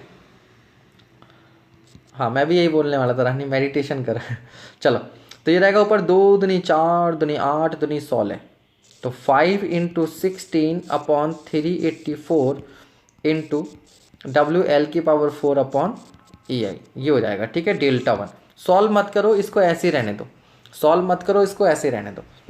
अब क्या करो बच्चे, आप जो एक्सटर्नल लोडिंग थी उसको हटा दो और मिड पॉइंट पर ऊपर की ओर रिएक्शन लगा दो R, ठीक है। अब इसकी वजह से जो डिफ्लेक्शन होगा वो ऊपर की ओर होगा, जिसको मैं बोल सकता हूँ डेल्टा टू। अब तुम्हें मालूम है कि बेटा जो डेल्टा टू होता है पॉइंट लोड की वजह से, वो होता है PL3, L क्यूब यानी कि 2L का क्यूब अपॉन 48EI, यही होता है ना। तो ये कितना हो जाएगा, 2 दूनी 4 दूनी 8, 8/48 into RL3/EI। This is equation number 2। अब हमें क्या करना है, कुछ नहीं, delta one is equals to delta two put कर दो, delta one is equals to delta two put कर दो, ठीक है। Delta one is equals to delta two, तो क्या करेंगे हम लोग, इसको चाहे तो 8×48 कर दो, इसे तो सीधे सीधे 1/6 इंटू RL3/EI कर दो।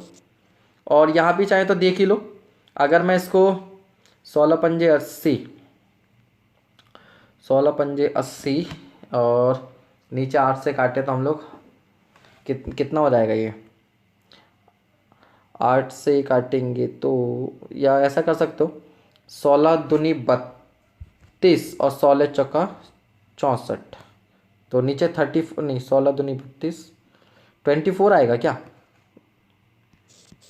5/24 और WL की पावर 4/EI। नाउ 6 चौक 24, तो R बराबर आ गया मेरे पास 5/4 WL। क्या यही आ रहा है बच्चों, 5/4 WL, यही आ रहा होगा, है ना, ठीक है, यही आ रहा है,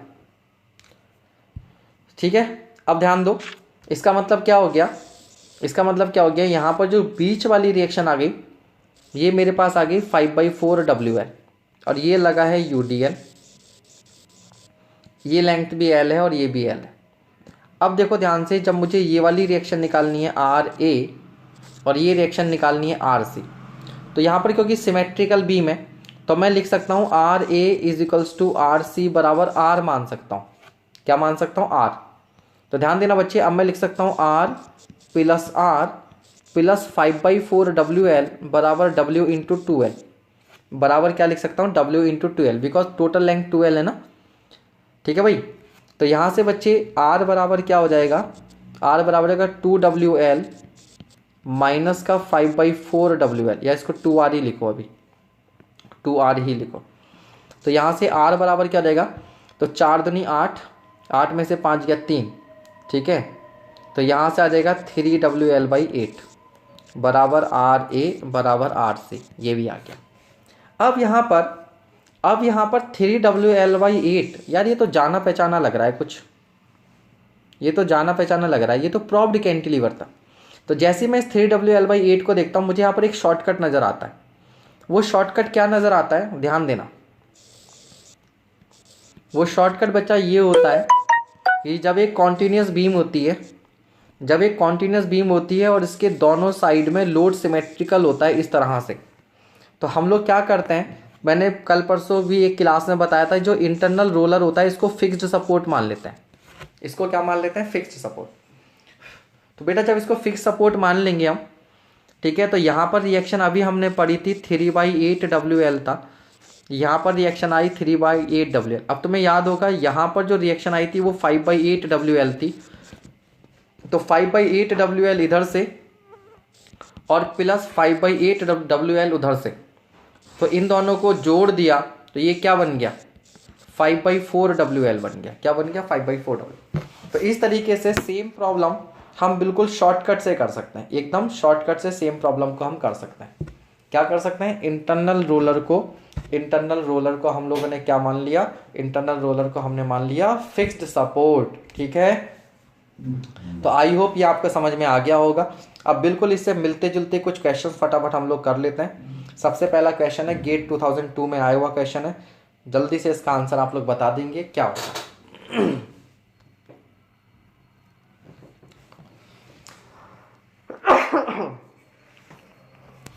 ठीक है, जल्दी से आप इसका आंसर जो है वो बता दीजिए।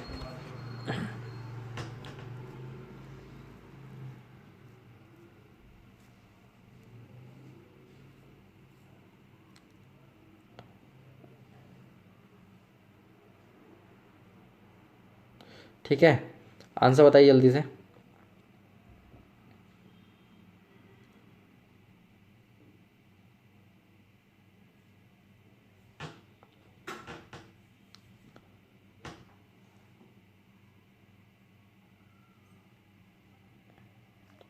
चलिए, तो आपके आंसर सबके आगे होंगे। ठीक है, ये तो हमने कर ही लिया। बी को लॉक कर दीजिए। तो बेटा बी को हमने लॉक कर दिया है ना, डायरेक्ट क्वेश्चन है, प्रॉप्ट कैंटिलीवर बी में बी एंड पर। चलिए अगला क्वेश्चन। तो ये स्ट्रक्चर का क्वेश्चन कम, सोम का क्वेश्चन ज़्यादा है। For the structure shown below the vertical deflection at point A. Point A पर आपसे क्या पूछा है, वर्टिकल डिफ्लेक्शन पूछा है। जल्दी से ट्राई कीजिएगा इसको, पॉइंट ए पर वर्टिकल डिफ्लेक्शन बताइए। ठीक है, तो जल्दी से आप लोग टाइम लीजिए इसको, फिर मैं करता हूँ। तो बेटा लोड शिफ्टिंग का कॉन्सेप्ट मैंने आपको सिखा रखा है। ठीक है, जब मैं इस लोड को यहाँ पर शिफ्ट करूँगा, ठीक है यहाँ पर, तो इसका लाइन ऑफ एक्शन यहाँ ए से पास होगा। तो ए पॉइंट पर इस लोड को जब हम लोग ट्रांसफ़र कर देंगे पी लोड को, तो साथ ही साथ क्या होगा, इस पर एक एंटी क्लॉकवाइज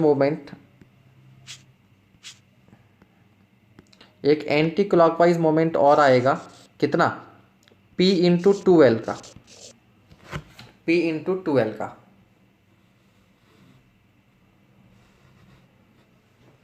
सर ऑब्जेक्टिव में भैया आया हुआ क्वेश्चन है, ऑब्जेक्टिव में आया हुआ क्वेश्चन है। पुराने वाले का ट्रिक तो बता ही दिया, और इसका भी मैं ट्रिक ही बता रहा हूँ आपको।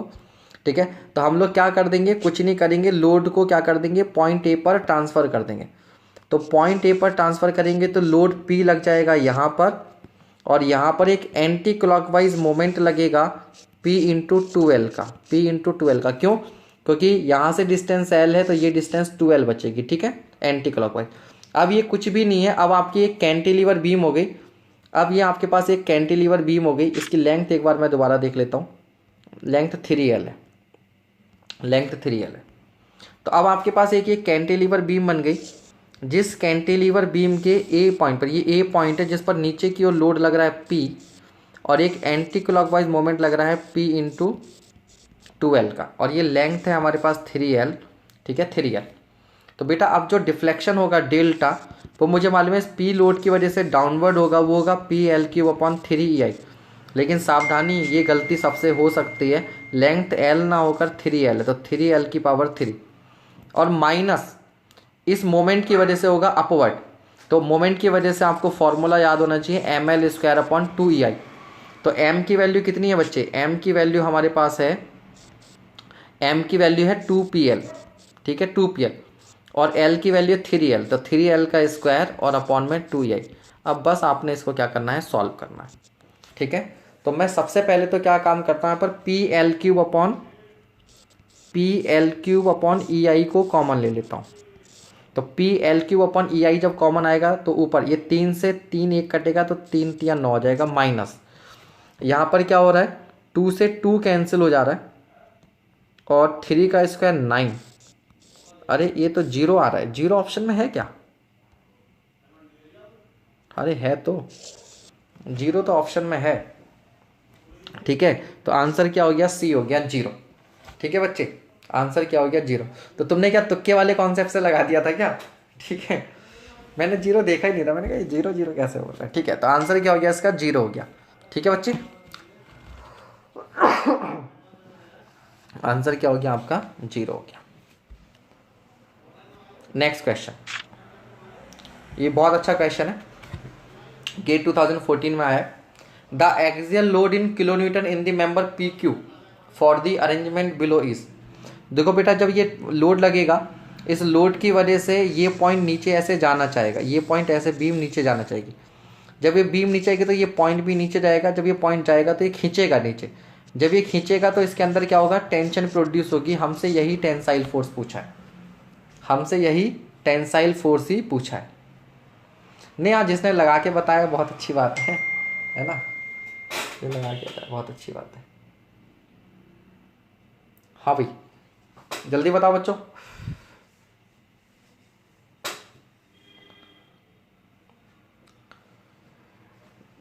हाँ, कोई बता पाएगा?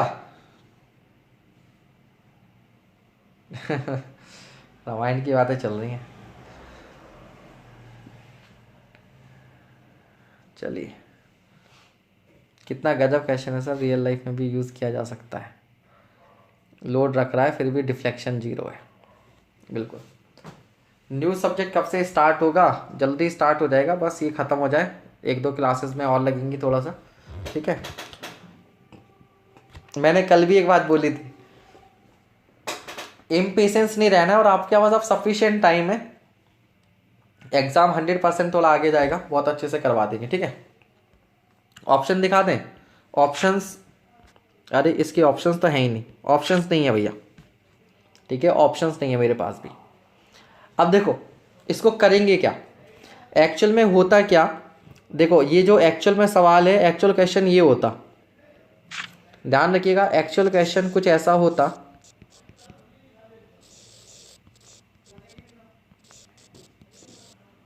इसमें टेंशन होती T, ठीक है, टेंशन होती T। अब देखो ध्यान से, टेंशन किनारे पर दूर की ओर दिखाते हैं ना, हाँ। अब ये जो बीम है, ये वाली जो बीम, इस पर P लोड लगा हुआ है, तो इसकी वजह से इसका डिफ्लेक्शन जो होता वो डेल्टा होता नीचे की ओर। क्या होता? डेल्टा नीचे की ओर होता, ठीक है। और इस पर ये बीम को नीचे खींचता, तो बीम जो है वो फोर्स कहाँ लगाती? ऊपर की ओर लगाती,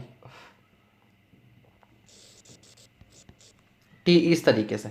तो ये P और T दोनों की वजह से यहाँ पे डिफ्लेक्शन क्या होता? डेल्टा होता। और ये वाला जो मेंबर है, ये वाला जो मेंबर है, इसमें ये T फोर्स एक्सटर्नल फोर्स की तरह नीचे लगता, और इसमें जो डेल्टा होता वो होता है TL/A, यानी कि PL/AE की तरह। और बेटा ये वाला डेल्टा और ये वाला डेल्टा, ये दोनों क्या होते हैं? बराबर होते। इन दोनों को बराबर रखकर हम इसको सॉल्व करते हैं। बट हमें इतना कुछ नहीं करना है, ठीक है, हमें इतना कुछ नहीं करना है। ऐसा कुछ क्यों नहीं करना है? बिकॉज इसका डिफ्लेक्शन निकालने के लिए हमारे पास इसका एरिया और E आना चाहिए था, जो कि गिवन नहीं है। जब A और E गिवन नहीं है तो हम इसे क्या मानेंगे? रिजिड मानेंगे। इसे क्या मानेंगे बच्चे? रिजिड मानेंगे। और अगर रिजिड ही है तो इसका मतलब डिफ्लेक्शन क्या हो गया? 0 हो गया। डिफ्लेक्शन क्या हो गया? 0 हो गया। इसका मतलब अब आप इस मेंबर को भूल जाओ, आप ऐसा समझ लो कि यहाँ पर एक प्रॉप्ड कैंटिलीवर ये इस तरीके से लगा हुआ है। और बेटा अगर ये प्रॉप्ड कैंटिलीवर लगा हुआ है तो बिल्कुल सेम क्वेश्चन तो मैंने अभी तुम्हें करवा दिया कि एक मिड पॉइंट पर, ये जो तुमने सवाल मैंने किया, आपको दिया था एक सवाल, कौन सा वाला?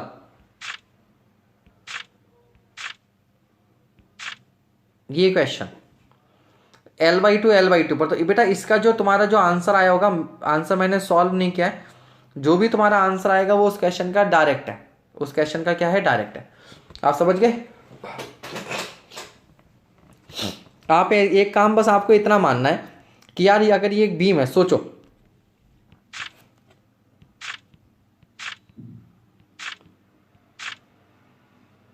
बेटा, अगर हमारे पास एक ये प्रॉप्ड कैंटिलीवर बीम है, या सपोज करिए कि ये कैंटिलीवर बीम है, और यहाँ पर ये लोड P लगाने की वजह से इसका अगर डाउनवर्ड डिफ्लेक्शन होना है और मुझे इसका डिफ्लेक्शन 0 करना है, तो डिफ्लेक्शन 0 करने का मतलब यह है, डिफ्लेक्शन 0 करने का मतलब है कि मुझे यहाँ पर ऊपर की ओर फोर्स लगाना है। अब बेटा मैं इस पर ऊपर की ओर फोर्स ऐसे भी लगा सकता हूँ, नीचे से सपोर्ट देकर, या मैं इसे ऊपर से किसी चीज़ से बांध दूँ तब भी यहीं रहेगा। इसको आप उल्टा भी समझ सकते हो कि सपोज करो मुझे इसे नीचे की ओर कंप्रेस करना है, डिफ्लेक्ट करना है, तो मैं इसे ऊपर से नीचे की ओर दबा भी सकता हूँ या इसको नीचे से पकड़कर खींच भी सकता हूँ, दोनों तरीके से, है ना। तो सेम चीज़ वहाँ पर हो रही है। मुझे क्या करना है, इस एंड का डिफ्लेक्शन 0 करना है। तो मैं यहाँ पर सपोर्ट लगाकर यहाँ की रिएक्शन निकाल दूँ या इसे किसी मेंबर से टाई कर दूँ, इसे किसी मेंबर से क्या कर दूँ, बांध दूँ। तो इसके अंदर जो फोर्स जनरेट होगा वो बेटा इस रिएक्शन के बराबर ही होगा, रिएक्शन के बराबर ही होगा। ठीक है। Aamir Jamal sir displacement method भी करवाएंगे क्या? तो बेटा इसका मतलब मुझे लग रहा है तुम्हारी ये पहली क्लास है, इसीलिए तुम इतने बेचैन हो रहे थे आज की क्लास में। हाँ भैया, डिस्प्लेसमेंट मेथड ऑलरेडी हो चुका है, 3-4 क्लासेस हुई हैं। Moment distribution method, slope deflection method सब करवा दिया गया है। मोमेंट डिस्ट्रीब्यूशन मेथड और स्लोप डिफ्लेक्शन मेथड को हम लोग क्या कहते हैं, डिस्प्लेसमेंट मेथड कहते हैं। वो ऑलरेडी कवर हो गया। अब आप बताओ, अब इसमें टाइम खराब नहीं हुआ है? आप तुम बीच में पूछ रहे हो, अब बाकी बच्चों ने पढ़ रखा है डिस्प्लेसमेंट मेथड, अब मैं इसका रिप्लाई ना करूँ तो ये नहीं समझते आप लोग। ठीक है, स्लोप डिफ्लेक्शन मेथड और मोमेंट डिस्ट्रीब्यूशन मेथड कब करवाएंगे? अब बताओ बाकी बच्चों, भाई आमिर जमाल साहब को कब करवाएंगे? हंसी आती है तुम लोगों को कभी कभी। बेटा हो चुका है ऑलरेडी। तो क्या आप सभी को समझ में आया इस सवाल को हम लोग कैसे सॉल्व करेंगे? ठीक है, तो कैसे सॉल्व करेंगे फटाफट मैं बता देता हूँ। तो 160 की वजह से बेटा जो यहाँ पर डिफ्लेक्शन होगा वो पहला तो होगा 160 इंटू पी एल क्यूब, तो 2 की power 3 P L cube upon 3 ई आई, प्लस यहाँ से आगे की डिस्टेंस है 2 इंटू पी यानी कि 160 एल स्क्वायर यानी कि 2 square upon 2 E I, P L square upon 2 A, and this is equals to, अगर मैं इस जो ऊपर वाला मेंबर है उसके अंदर अगर मैं फोर्स P मान लेता हूं तो this will be is equals to P L cube upon 3i। अब बेटा आपका काम बस केवल इसको सॉल्व करना है, सॉल्व करके आंसर निकाल लेना, सॉल्व करके आंसर निकाल लेना। ठीक है, 60 किलो न्यूटन आ रहा है तो वेरी गुड। भाई आंसर मेरे पास नहीं है, आंसर मेरे पास नहीं है। अब आंसर तो कर लेना यार, 2 दूनी 4 दूनी 8, तो 160, आप चाहो तो इसमें से 160 इंटू 2 स्क्वायर अपन ई आई कॉमन भी ले सकते हो। ई आई जो है वो कैंसिल हो जाएगा, ई आई तो दोनों साइड से आप क्या कर दो, पहले ही कैंसिल आउट कर दो, कोई दिक्कत नहीं है। अच्छा, और यहाँ पर जो एल की वैल्यू आएगी उसे 4 रखोगे, तो एल की वैल्यू क्या आएगी 4, तो 4 की पावर 3। ठीक है, तो इसको आप सॉल्व कर लेना। ठीक है, मैकेनिकल क्लास कब शुरू होगी? मैकेनिकल क्लास तो ऑलरेडी चल रही है। तो अगर 60 आंसर आ रहा है, ये चंद्र प्रताप का 60 आ रहा है, ऊपर 1-2 ये इंजीनियर मुरलीधर गौड़ का 60 आया। ठीक है, तो इसका मतलब 60 ही आंसर इसका होगा। चलो अगले क्वेश्चन की ओर बढ़ते हैं।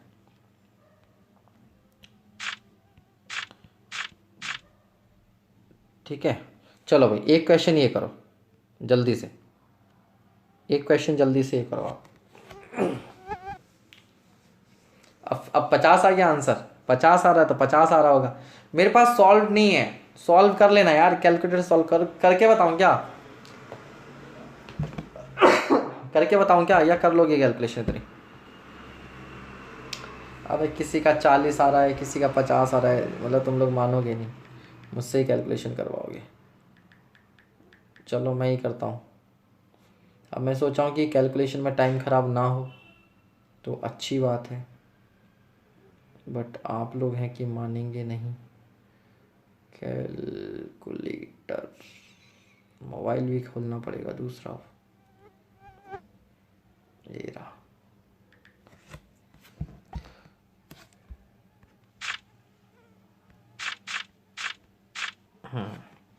तो ये आ रहा था हमारे पास 160 इंटू 2 दूनी 4 दूनी 8,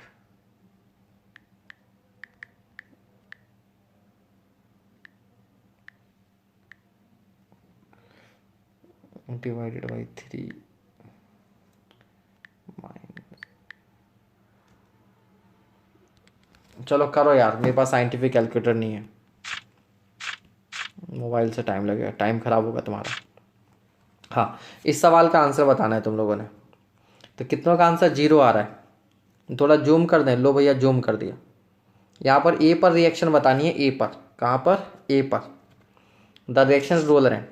तो बेटा ए पर जो रिएक्शन आएगी वो रोलर है, इसलिए इधर आएगी इस तरह से रोलर। ठीक है, अब ये स्टैटिकली डिटर्मिनेट है, 50 आएगा तो 50। ठीक है, तो हम कुछ नहीं करेंगे भैया। अब देखो इस पर एक तो वर्टिकल रिएक्शन आएगी और एक हॉरिजॉन्टल आएगी, लेकिन दोनों इसी पॉइंट से पास होंगे, तो सिग्मा एम सी बराबर जीरो कर दो, सी के अबाउट मोमेंट को जीरो। तो यहाँ पर अगर रिएक्शन आर है तो आर की वजह से क्लॉकवाइज तो आर इंटू एल, पी की वजह से माइनस तो पी एल बाई टू, और इस पी की वजह से क्लॉकवाइज तो plus P L by to और बराबर जीरो। तो हम लोग यहाँ से देखेंगे आर क्या आएगा, जीरो आएगा। तो जो रिएक्शन आएगी वो आपकी जीरो आएगी, रिएक्शन जो आएगी आपकी वो जीरो आएगी। ठीक है, रिएक्शन आपकी आ गई ज़ीरो। ओके, चलो अगला सवाल, ये वाला सवाल बताओ जरा। For the propped cantilever beam shown in the figure, a hinge is provided at C, A and B are at the same level, what is the force reaction at end A. यहाँ पर बेटा force बताना है, force reaction कितनी होगी, जल्दी बताओ। तो आपको मालूम है यहाँ पर तीन रिएक्शन आएंगी, एक हॉरिजॉन्टल रिएक्शन आती है, एक वर्टिकल रिएक्शन आती है, और एक हमारे पास क्या आता है, मोमेंट आता है। क्या आता है, मोमेंट। तो यहाँ से फोर्स पूछा है कितना आएगा, फोर्स पूछा है कितना आएगा। तो वर्टिकल रिएक्शन एट ए, शिवम 80 आ रहा तो बेटा दोबारा सही से सॉल्व करना एक बार, क्योंकि इतने सारे बच्चों का 50 आ रहा तो 50 ही आना चाहिए। ठीक है, और आप लोग जब कल की क्लास में आएंगे तो सोम के लेक्चर में स्लोप एंड डिफ्लेक्शन में आपने स्ट्रेन एनर्जी मेथड और यूनिट लोड मेथड पढ़कर आना है। ठीक है, क्योंकि मैं यहाँ पर उतनी ज़्यादा डिटेल में नहीं बताऊंगा उसको, तो उसको आपने पढ़कर आना है। ठीक है, कौन सा पढ़कर आना है, strain energy method and unit load method, यहाँ पढ़कर आएंगे। ठीक है, तो P/2 बता रहे हैं कुछ बच्चे, P/2 P क्या आंसर होगा। तो बेटा ध्यान दो, सबसे पहली बात यहाँ पर जो इक्वेशन लगेगी वो लगेगी R A plus R B बराबर पी। हम लोग क्या करेंगे, सिग्मा एफ वाई को जीरो करेंगे। ठीक है, तो R A plus R B बराबर पी ये लगेगा। अब आर बी निकालना पड़ेगा पहले। तो मैंने आपको इंटरनल हिंज का कॉन्सेप्ट सिखा रखा है, जहाँ कहीं इंटरनल हिंज है वहाँ पर राइट से भी मोमेंट जीरो होता है और लेफ्ट से भी मोमेंट जीरो होता है। तो बेटा जब मैं राइट से मोमेंट जीरो करूँगा तो R B into L by two बराबर जीरो, क्योंकि और कोई फोर्स नहीं है, तो आर बी बराबर जीरो। जब आर बी बराबर जीरो हो गया तो आर ए किसके बराबर हो गया, पी के, तो बी ऑप्शन हो गया। क्या हो गया, बी ऑप्शन। अब एक बात हमेशा ध्यान रख लो कि अगर कहीं पर इंटरनल हिंज है और इस बीच में कोई भी लोड नहीं है, नो लोड, तो ये रिएक्शन जो आएगी वो हमेशा क्या आएगी, जीरो आएगी। हमेशा क्या आएगी, जीरो आएगी। एसएससी जेई का एग्ज़ाम मिनिमम कब तक है भैया, अब एसएससी जेई की बॉडी में नहीं हूँ, ठीक है, तो मैं नहीं बता सकता, लेकिन कॉमन सेंस वाली बात है कि अगर अभी समझ लो आप जो हालात हैं, अभी अगले 2 महीने तक कोई भी एग्ज़ाम हो पाना बहुत मुश्किल है। इंडिया का जो सबसे प्रीसियस, जो सबसे इम्पॉर्टेंट एग्ज़ाम होता है आईआईटी जेई का, आईआईटी जेई, ठीक है, यूपीएससी आईएएस के बाद में सबसे इम्पॉर्टेंट एग्ज़ाम इसी को माना जाता है। वो भी पोस्टपोन होकर सुन रहे हैं कि 31 मई को होगा, मई को। तो मुझे नहीं लगता कि जून से पहले कोई एग्ज़ाम आपका होने वाला है, बिकॉज अप्रैल पूरा जो है वो लॉकडाउन से लड़ने में निकल जाएगा, लॉकडाउन से लड़ने में निकल जाएगा पूरा ये, ठीक है। और उसके बाद फिर किसी भी एग्ज़ाम के लिए तैयारियां करनी पड़ती है तो टाइम लगेगा, ठीक, टाइम लगेगा। तो बेटा आर बी जीरो हो गया तो सीधे सीधे आर ए जो है वो पी के इक्वल हो जाएगा। अब मैं आपको इसमें होमवर्क दे रहा हूँ, इसी क्वेश्चन में आप क्या करना, ए पर मोमेंट निकालना। क्या करना, ए पर मोमेंट निकालना। तो देखो 4 ही तो अननोन है, 4 ही तो अननोन है। यहाँ पर vertical reaction, horizontal reaction already zero है, ये रिएक्शन आर बी तुम्हारी जीरो ऑलरेडी आ गई। अब बचा मोमेंट, मोमेंट तुम निकालना खुद से, मोमेंट क्या निकालना, खुद से निकालना, ठीक है। तो आप जून में मानकर चलो एग्ज़ाम, ठीक है, फिर उस तो अप्रैल चल ही रहा है, तो मई जून 2.5 महीना आपके पास ऑलरेडी है, 2.5-3 महीना है पूरा, इसका फ़ायदा उठाओ, बाकी फिर बाद में देखा जाएगा, ठीक है। चलो नेक्स्ट क्वेश्चन देखते हैं, जल्दी से इस क्वेश्चन को करो। What is the fixed end moment M A. आपसे यहाँ पर सवाल में एम ए पूछा है, एम ए, जल्दी से बताइए एम ए कितना होगा।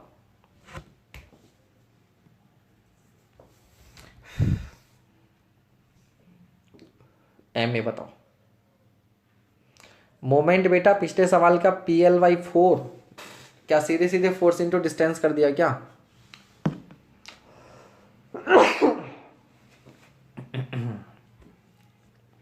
जुलाई बाद का इतना दूर का सपना मत देखो। एम ए बराबर PL/4, इस सवाल का या पिछले सवाल का? इसी क्वेश्चन का बता रहे हो ना? तो देखो बेटा इस क्वेश्चन में हम लोग क्या करते हैं, इसको इस तरह का कॉन्सेप्ट मैंने पहले भी सिखा रखा है कि जब कभी भी इस तरह की बीम होती है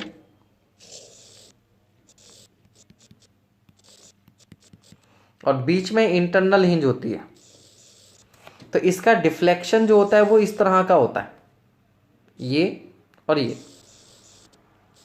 तो एक्चुअल में इस पॉइंट पर एक ये डबल कैंटिलीवर की तरह बिहेव करती है, डबल कैंटिलीवर की तरह।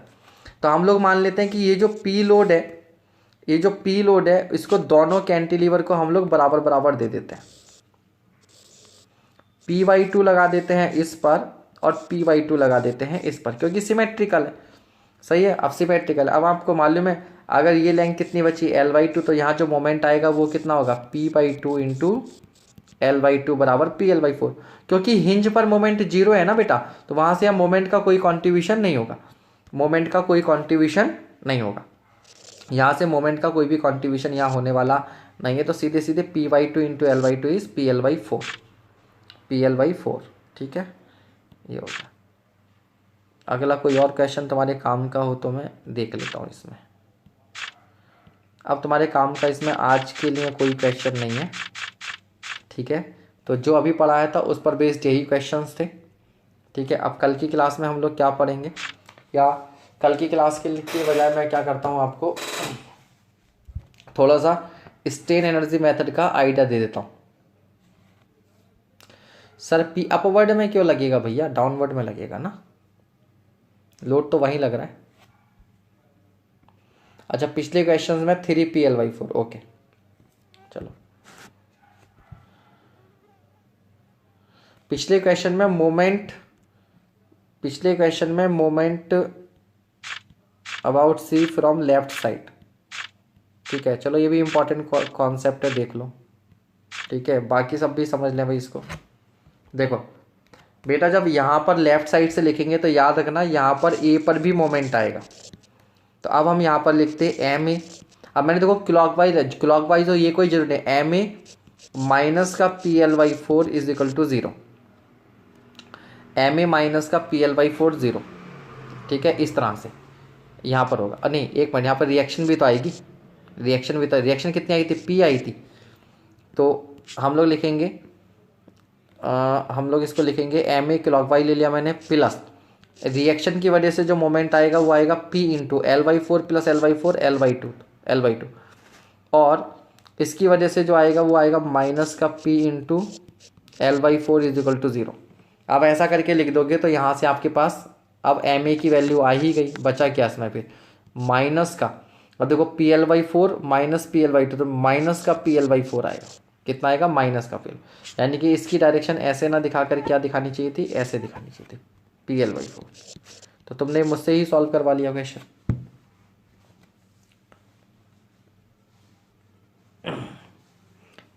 ठीक है, तुम्हारा ये चंद्र प्रताप 3PL/4 क्यों आ रहा था, ऐसे ही करेंगे ना।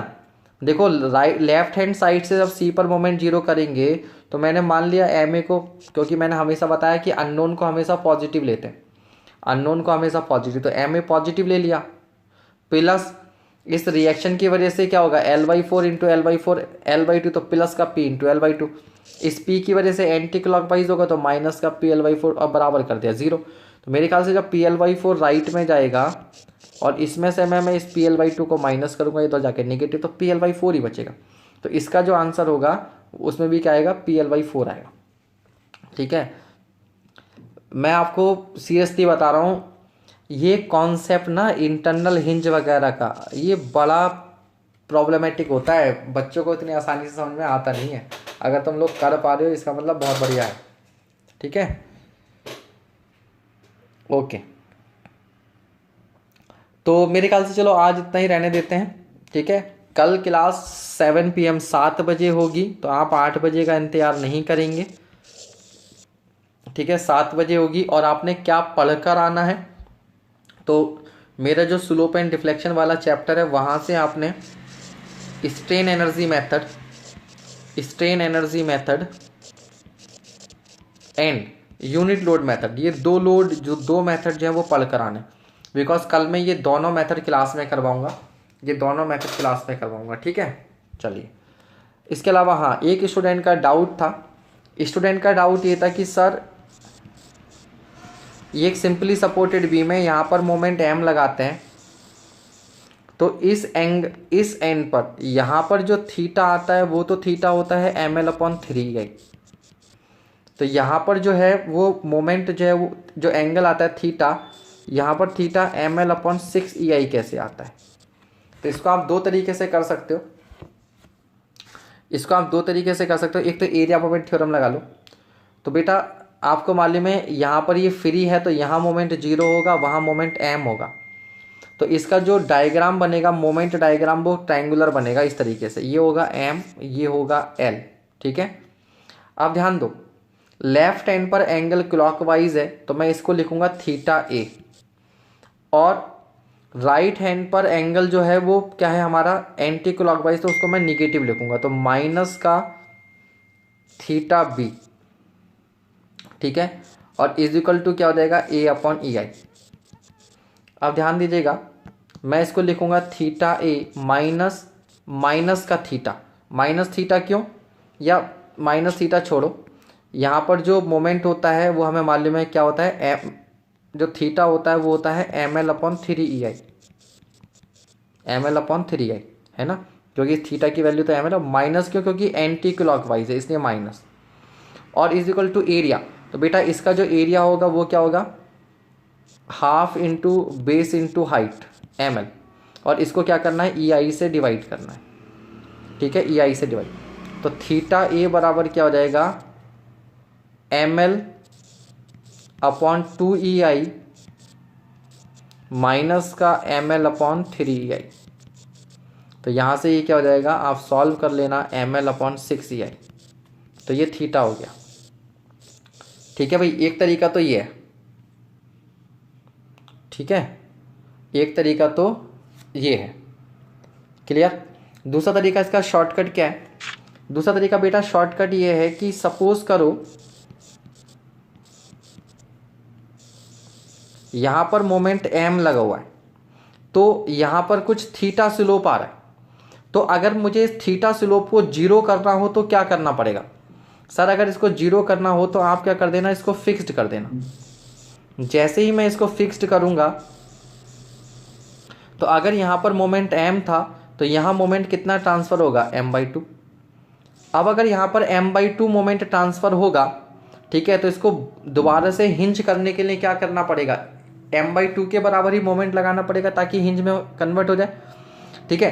तो अब इस एंड पर, क्योंकि ये तो मैंने मान लिया ना फिक्स्ड है, तो ना है तो हिंज, तो इस m/2 का अगर यहाँ पर इफेक्ट आना हो तो थीटा कितना आएगा, थीटा होता है ml/3ei, लेकिन यहाँ पर मोमेंट m थोड़ी ना है, m/2 है, तो जब मैं m/2 रखूंगा तो l/3ei, ये क्या हो जाएगा ml/6ei हो जाएगा। तो आप इस तरीके से भी सोच सकते हो, पर ठीक है, लेकिन आपके लेवल पर शॉर्टकट में जाने के बजाय अगर आप इसको बेसिक से समझ लो तो बेहतर है, एरिया मोमेंट थ्योरम से, ठीक है।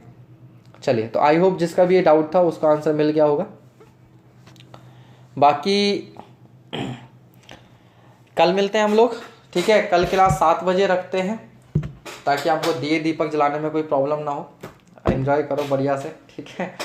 चलिए, और भैया एक रिक्वेस्ट आप सभी से है, अगर आप लोग वास्तव में गुरु मानते हो, इतनी अच्छी अच्छी तारीफें करते हो, इतना अच्छा लिखते हो, तो बेटा थोड़ा सा उन्हीं अच्छे शब्दों के साथ, एक होता है लेक्चर जस्ट शेयर कर देना, एक तो होता है बस आपने लेक्चर व्हाट्सएप में डाल दिया, ग्रुप में फेसबुक पे डाल दिया, तो आजकल इतने लेक्चर्स फेसबुक व्हाट्सएप पे पढ़ते रहते हैं, कोई ध्यान नहीं देता।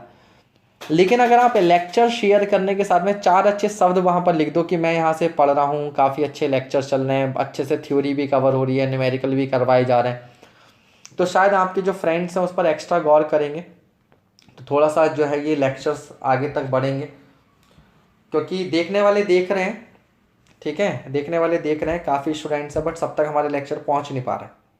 ठीक है, तो जैसे मैंने देखा कि अभी मेडीजी में जैसे बी सिंह सर ने लेक्चर डाले थे, तो वहाँ एक ही दिन में ना 10 या 20 या हज़ार जैसे स्टूडेंट देख रहा है। तो मतलब बच्चा तो देखना चाहता है ना, हालांकि उसे ही पता है कि वहाँ पे सिलेबस कवर नहीं होगा कंप्लीट। ठीक है, तो वहाँ हम बच्चे तक मैसेज पहुँचा सकते हैं। तो मैसेज तभी तक पहुँचेगा जब आप लोग सपोर्ट करेंगे। ठीक है, चलो फिर आज के लिए इतना ही। सर सिंपली सपोर्ट बेटा यूबीए में ना पढ़ा रखा है, आप उसमें करो तो सही, देखो तो सही, क्या कहते हैं एसएफडी बीएमडी में वहाँ पर। और सिंपली सपोर्ट में यूबीएल का केस क्या बताना है, उसमें एसएफडी बनाना है, बीएमडी बनाना है, क्या करना है ये तो बताओ, केस बता दो बस, ये ऐसे थोड़ी ना होता है। ठीक है, चलो आज के लिए इतना ही। गुड नाइट, ध्यान रखिए अपना, अपनी फैमिली का, लॉकडाउन का पालन कीजिए, सम्मान कीजिए। ठीक है, चलिए मैं लेक्चर क्लोज कर रहा हूँ बच्चों। बिल्कुल।